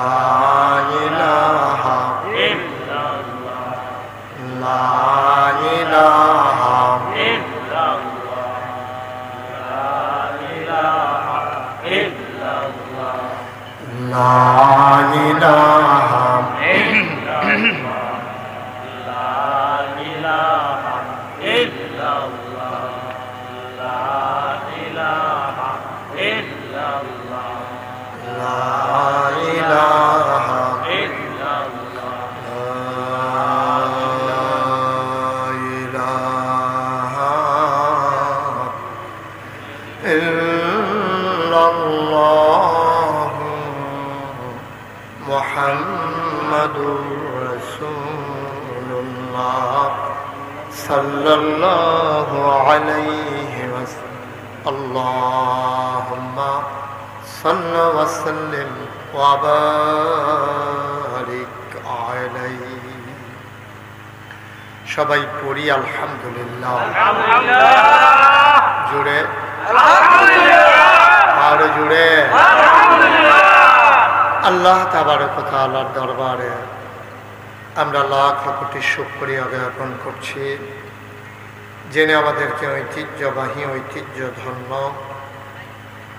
প্রাচীনতম জনপদ, যে জনপদটির নাম আইরন, তারই পূর্ব পাড়ায় নূরে মদিনা জামে মসজিদ পরিচালনা পর্ষদ ও যুবকবৃন্দের উদ্যোগে বার্ষিক ইসলামী মহাসম্মেলন উপলক্ষে আজ 23 মে রোজ বৃহস্পতিবার বরকতময় দিন শেষে অন্ধকারের চাদর যখন পৃথিবী ঢেকে দিয়েছে, তারিখ আনার পর থেকে কর্তৃপক্ষের মনে যখন আতঙ্ক বিরাজ করছে যে বর্ষার মৌসুমে মাহফিল করা যাবে কি যাবে না, সকল জল্পনা কল্পনার অবসান ঘটিয়ে দুদুল্যমানত অপেক্ষা করে জেনে আমাদেরকে অনুকূল আবহাওয়া, মনোরম পরিবেশ দান করলেন। আলিশা বা আবুদের দরবার অবনত মস্তকে সশ্রদ্ধ চিত্তে হৃদয়ের সবটুকুন আবেগ, উচ্ছ্বাস, ভালোবাসা উজাড় করে দিয়ে মা আবুদের শিখানো কালেমা দিয়ে চিৎকার করে সবাই পড়ি আলহামদুলিল্লাহ। জনাব সাহেবে সদর, আজকের এই মাহফিলের জনাব সভাপতি হযরত মৌলানা শফিউল্লাহ সাহেব এবং মুফতি আবু মুসা আল মাহদি সাহেব, আজকের প্রধান মেহমান হিসেবে উপস্থিত হওয়ার কথা ছিল আমাদের মাননীয় সংসদ সদস্য আলহাজ মোহাম্মদ মঈনুদ্দিন মঈন। অসুস্থতার কারণে তিনি আসতে পারেননি, আপনাদের কাছে দোয়া চেয়েছেন। আমার পূর্বে মাগরিবের পরে গুরুত্বপূর্ণ আলোচনা করেছেন, মঞ্চে ময়দানে যার সাথে কথা হয় অবিরত, আপনাদের এলাকারই কাছের নিকটবর্তী এক স্থানের কৃতি সন্তান, মদিনাতুল উলুম আশরাফিয়া মাদ্রাসার সম্মানিত পরিচালক হাফিজ কারি শুয়াইব আহমদ আশরাফি সাহেব উপস্থিত হয়েছেন। রৌনক বক্স মেহমান, আপনাদের প্রাচীনতম দ্বীনি শিক্ষা প্রতিষ্ঠান আইরুল ইসলামিয়া মাদ্রাসার সম্মানিত মুহতামিম, প্রিয় ভাই, দ্বীনি ভাই হযরত মৌলানা মুফতি আবুল কাসেম হাশেমি সাহেব, আমন্ত্রিত ওলামায়ে কেরাম, মাহফিলের প্রিয় পরিচালক হযরত মৌলানা হাফিজ আখতারুজ্জামান আশরাফি, প্রিয় উপস্থিতি, এই এলাকার বিভিন্ন মসজিদের ইমাম সাহেবান, ওলামায়ে কেরাম, মুরব্বিয়ানে আযম, কলিজার টুকরা যুবকেরা, পর্দার আড়ালের মা ও বোনেরা, সবার প্রতি আমার আবারও আন্তরিক সশ্রদ্ধ সালাম। আসসালামু আলাইকুম ওয়া রাহমাতুল্লাহি ওয়া বারাকাতুহু। আপনার রাস্তাঘাটে দোকানপাটে যারা আছেন, আপনারা যদি মনে করে থাকেন আমার পরে আরো হুজুর আছে, তাইলে দেখবেন যে মাহফিলের সবাই যাইতে আছে, আপনি আইতে আছেন, কারণ আমার পরে আর হুজুর নেই, আমি শেষ হুজুর। সুতরাং আপনারা যারা এই এদিক সেদিক আছেন, রাস্তাঘাটে দোকানপাটে বসে অপেক্ষা করছেন যে পরের হুজুরের সময় আইবেন, পরে আর হুজুর নেই, সুতরাং এখনই চলে আসা লাগবে, খুব দ্রুত কম সময়ের ভিতরে চলে আসতে হবে। প্রচণ্ড গরম, আমার পাশে ফ্যান লাগানো আছে, পেছনে বাতাস করতেছে, তারপরও আমার গরম লাগতেছে, হুজুরে গানতে আছে, আমার গরম লাগতে আছে আর গানতে আছে হুজুরে। এটি ওই জাতি ভাইয়ের টানে টানে আর কি, এরকম হয়, লাইনি রেফিডা দেয়, মজদুর গাও দাগ পড়ে, এই কারবার হয়েছে আর কি। যাই হোক, আল্লাহ ভরসা, এই হুজুরের গাম আমি গামলে আমি নাই, যাই হোক আল্লাহ ভরসা। সবাই খুব এখানে যারা দাঁড়াইয়া কথা বলতেছেন, কি মাইকম্যান কথা বলে নাকি অন্যরা কথা বলে? আপনি কেউ কথা বললেন না, কয়েকবার আমার কানে আওয়াজ আসছে, দয়া করে আপনি এখান থেকে সরেন। এই যে হলুদ গেঞ্জি, আপনি ভিতরে যান, ভিতরে উদয়ের সামনে এখানে চলে আসো, আমার কাছে চলে আসো, স্টেজে চলে আসো, যান আপনি যান, ভেতরে যান, ভেতরে গিয়ে বসেন, কোনোভাবেই বিরক্ত করা যাবে না, কোনোভাবেই না। সবাই দয়া করে আমাকে একটু সুযোগ করে দিতে হবে, কারণ আমি এলাকায় নতুন তো, আমি আর আসিনি কখনো। অন্য জায়গায় হইলে আপনারা এই কাজ করতেন না। আগামী বছর যদি কোনোভাবে আসতে পারি, তখন আর কেউ দাঁড়ানোর চিন্তাও করতেন না, বাইকটা আইতে বালিশ লই আইবেন হোটেলের লেগে। এখনো তো লড়ে না হয়েছে, সরো না, দাঁড়াই থাকার দরকার নাই, সব সরেন, একজন লোক দাঁড়াই থাকা যাবে না, সরেন। হ্যাঁ হ্যাঁ হ্যাঁ সর। তাই মনে করছে কতক্ষণ এমনি নিচের ভাই থাকলে পরে খেয়ে রইল। এদিকে ফলাফেন ফেস হলো যেন দিয়ে বুঝ দিয়া লেগা। দর্শক তাড়াতাড়ি করেন। হ্যাঁ মাশাআল্লাহ সুন্দর হয়েছে। পড়েন আলহামদুলিল্লাহ।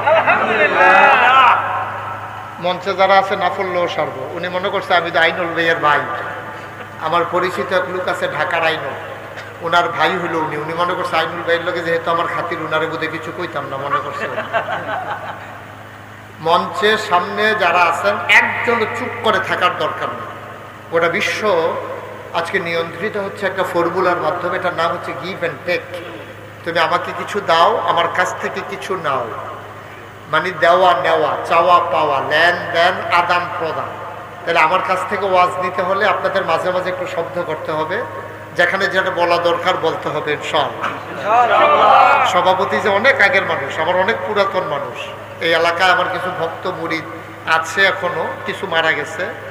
এই মঞ্জু মিয়া আমার মুরিদ ছিল, তো ওনার বাড়িতে যখন আসছি আমি এই হুজুরের পিছনে তখন নামাজ পড়ছিলাম, আমার মনে আছে। সুতরাং আমি হুজুরের অনেক আগের মুসল্লি, নতুন না। আমিন বলেন জোরে। আপনি কইতেন না? বলেন আলহামদুলিল্লাহ, বলেন সুবহানাল্লাহ, আল্লাহু আকবার। শুকরিয়া আদায় করলাম কার? করবো কার? করে যাবো কার? লস না লাভ? কম না বেশি? প্রমাণ আছে নাকি নাই? আমার আল্লাহ রাব্বুল আলামিন কোরআনুল কারীমে কত সুন্দর করে ওয়াজ করে দিলেন। আল্লাহ বলেন লা ইন শাকারতুম লা আযীদান্নাকুম। ও দুনিয়ার মানুষ, নিয়ামত পেয়ে যদি শুকরিয়া আদায় করবে, যেই নিয়ামত পেয়ে শুকরিয়া আদায় করবে, শুকরিয়া আদায়ের কারণে ওই নিয়ামত আমার আল্লাহ আরো বহুত গুণে বাড়িয়ে দেবেন। বলেন সুবহানাল্লাহ। আমার আল্লাহ যা বলেন তা করেন নাকি করেন না? কম কম না বেশি বেশি? প্রমাণ আছে নাকি নাই? কোরআনুল কারীমে 30 পারায় সূরা বুরুজের শেষ অংশে আল্লাহ কত সুন্দর করে ওয়াজ করে দিলেন। আল্লাহ বলেন ফাআলুল লিমা ইউরিদ। আমার আল্লাহ এমন আল্লাহ, তার যা মন চায় ওই কাজটাকে আমার আল্লাহ বেশি বেশি করে দেন। বলেন সুবহানাল্লাহ। আল্লাহ দুনিয়ার মানুষের মতো না। দুনিয়ার মানুষ বলে একটা করে আর একটা, ঠিক কিনা? অসুখে পড়লে একরকম, ভালো হয়ে গেলে আরেক রকম, বিপদে পড়লে একরকম, বিপদ দূর হয়ে গেলে আরেক রকম, নদী পার হওয়ার আগে একরকম, নদী পার হয়ে গেলে আরেক রকম, নির্বাচনে দাঁড়াইলে একরকম, পাশ করার পরে আরেক রকম, ঠিক কিনা? একটু বেশি ঠিক না? কমন করছে, কমন করছে, হ্যাঁ মিলছে। মুসলমান মন দিয়ে শুনো, আমার আল্লাহ রাব্বুল আলামিন তিনি যা বলেন তিনি তাই করে দেন। তিনি কখনো ওয়াদা খেলাফ করেন না। তিনি নিজেই নিজের ব্যাপারে ওয়াজ করে দিলেন। আল্লাহ বলেন ইন্নাকা লা তুখলিফুল মিআদ। আমার আল্লাহ এমন আল্লাহ, তিনি যা ওয়াদা করেন, ওয়াদার খেলাফ করা আমার আল্লাহর জন্য শোভা পায় না, ঠিক কিনা? এই আল্লাহ আছেন নাকি নাই? ছিলেন নাকি ছিলেন না? থাকবেন নাকি থাকবেন না? আমার এই আল্লাহ কয়জন? জোরে কন, আর জোরে, মধুর সুরে, সবাই মিলে মন প্রাণ উজাড় করে, গলা ছেড়ে দিয়ে মধুমাখা কণ্ঠে আকাশ বাতাস প্রকম্পিত করে আইরলের জমিন কাঁপিয়ে দিয়ে রাতের নিস্তব্ধতা ছিন্ন ভিন্ন করে। চলো সবাই মিলে মধুমাখা কণ্ঠে গলা ছেড়ে দিয়ে চিৎকার করে আমার আল্লাহকে সবাই মিলে একটা ডাক দেয়, আল্লাহ।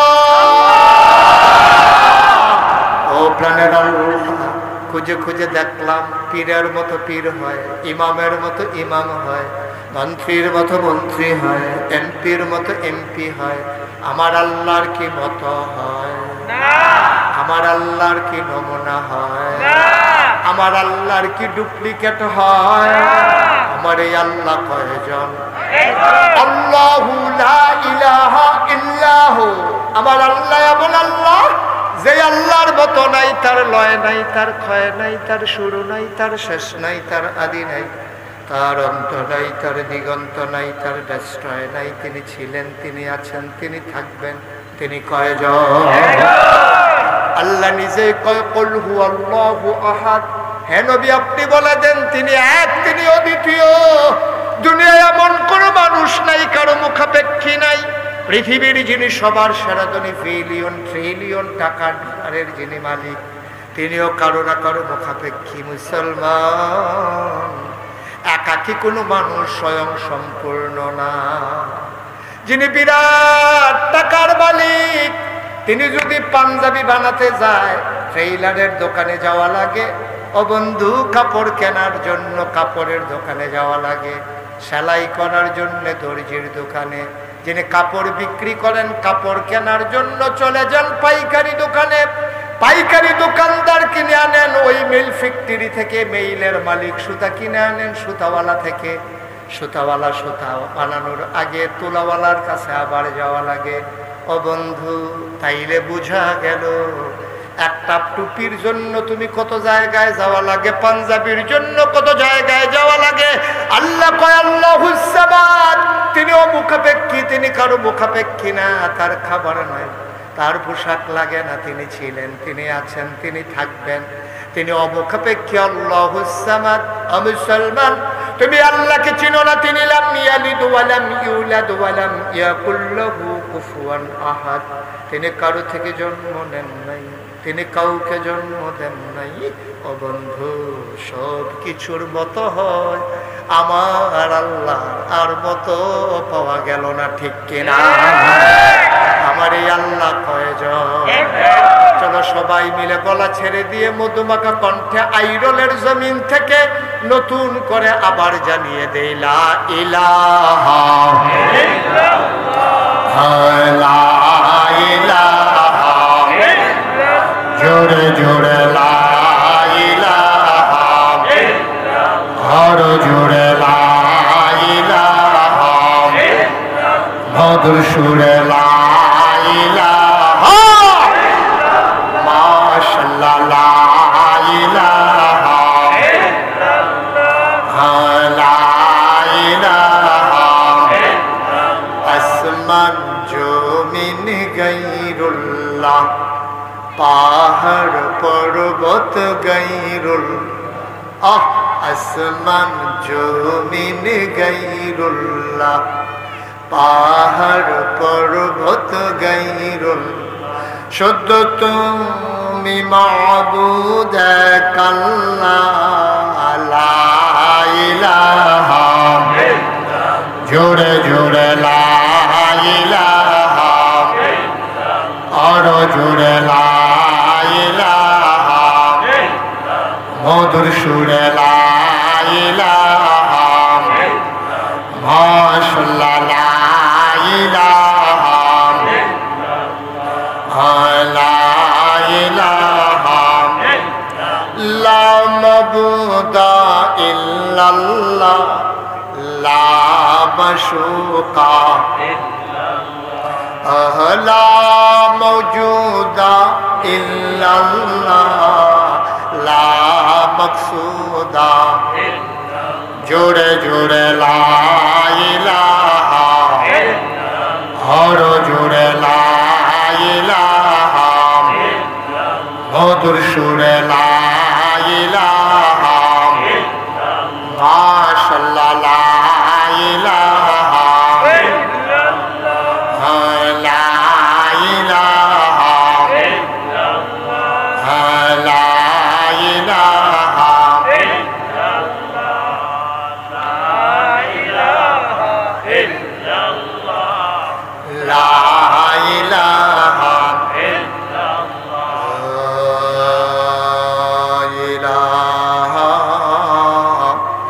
ইল্লাল্লাহু মুহাম্মাদুর রাসূলুল্লাহ সাল্লাল্লাহু আলাইহি ওয়াসাল্লাম। সবাই বলেন আলহামদুলিল্লাহ। বন্ধুরা আমার, ভাইরা আমার, আমার আল্লাহ রাব্বুল আলামিন এই দুনিয়ার ভিতরে আপনাকে আমাকে মানুষ করে বানানোর পরে এমনে এমনে ছেড়ে দেন নাই।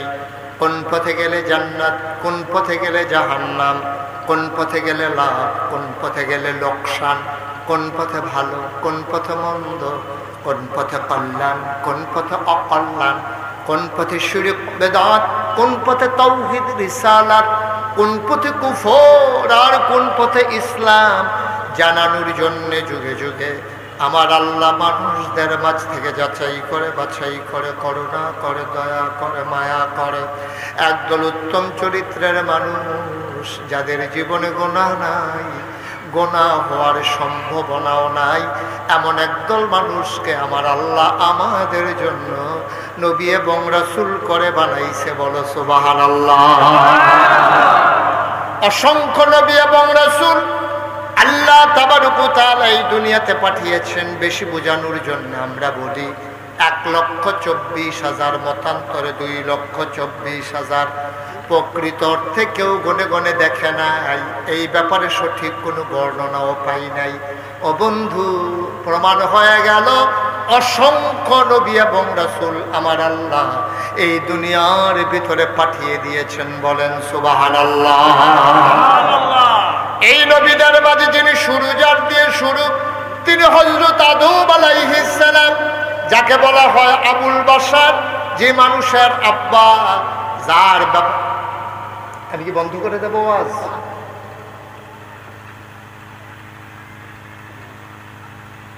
যার ব্যাপারে কথা হলো আদম সাফিউল্লাহ। দুনিয়ার ভিতরে যত নবী এবং রাসূল এসেছেন উনি দিয়ে শুরু। আর আমার নবী মুহাম্মদুর রাসূলুল্লাহ সাল্লাল্লাহু আলাইহি ওয়াসাল্লাম, ওনার মাধ্যমে আমার আল্লাহ তাবারক ওয়া তাআলা নবুয়ত খতম করে দিয়েছেন। বলেন সুবহানাল্লাহ। তাইলে যত নবী এবং রাসূল এসেছেন, কোরআনুল কারীমে আলোচনা এসেছে 25 জন নবীর। কতজন? কথা বলেন কতজন? 25 জন নবীর নাম কোরআন শরীফে আছে। তো 25 জন শুধু নবী না, নবী অসংখ্য, লক্ষ লক্ষ নবী এবং রাসূল এসেছে। যত নবী এবং রাসূল এসেছেন খুব খেয়াল করে শুনতে হবে। মনোযোগের সাথে, আমি বিরক্ত হই এমন কোনো কাজ করা যাবে না। যারা আসবেন চুপ করে বসে যাবেন, কোনো বিরক্তের দরকার নেই। সবাই মিলে আমরা মনোযোগের সাথে খেয়াল করে কথা শুনবো। কারণ এই সিজনে আমাদের দেশে সাধারণত ওয়াজ হয় না, প্রচণ্ড গরম। তো আমার এটা ব্রেইনে আছে, ইনশাআল্লাহ আমি লম্বা সময় আটকে রাখবো না।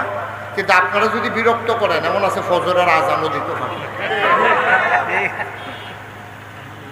না। কারণ আমি সেতুরটা গেলে কিতা করাম, কালকে থাকেও করে যেতাম পারি। মার হাবা পায় না রে, জোরে কেনা মার হাবা।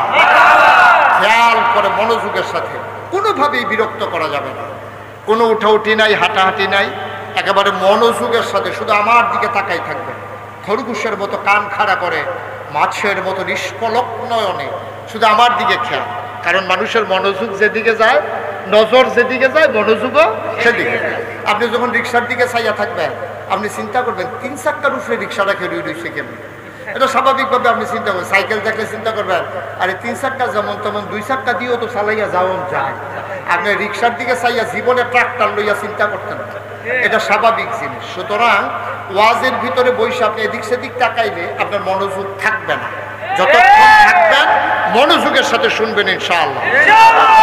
এমন আছে কতক্ষণ আমার পরে আবার কেউ কেউ ওয়াজ করণও লাগতে পারে, কেরাই করণ লাগবে, এখন কখন যেত না। শুধু ভালো করে মুখস্থ করেন যেন প্রশ্ন করলে জবাব দেওয়া যায়। আমিন কন। এই আওয়াজে ওয়াজ হইতো না তো। আমিন কন, জোরে কন, আরো জোরে। আপনি একটা জোরে কন না, আরো জোরে কইেন। হ্যাঁ, মারহাবা বলেন। তো যেই কথাটা বলতেছিলাম, অসংখ্য নবী, খুব খেয়াল, অসংখ্য নবী এবং রাসূল। এই নবীদের মাঝে যিনি আদম, ওনার ব্যাপারে একটা উপাধি হলো আদামু সাফিউল্লাহ। ওনার আরেকটা উপাধি আছে, তিনি আবুল বাশার, অর্থাৎ পৃথিবীতে যত মানুষ আসবে সব মানুষের তিনি আব্বা।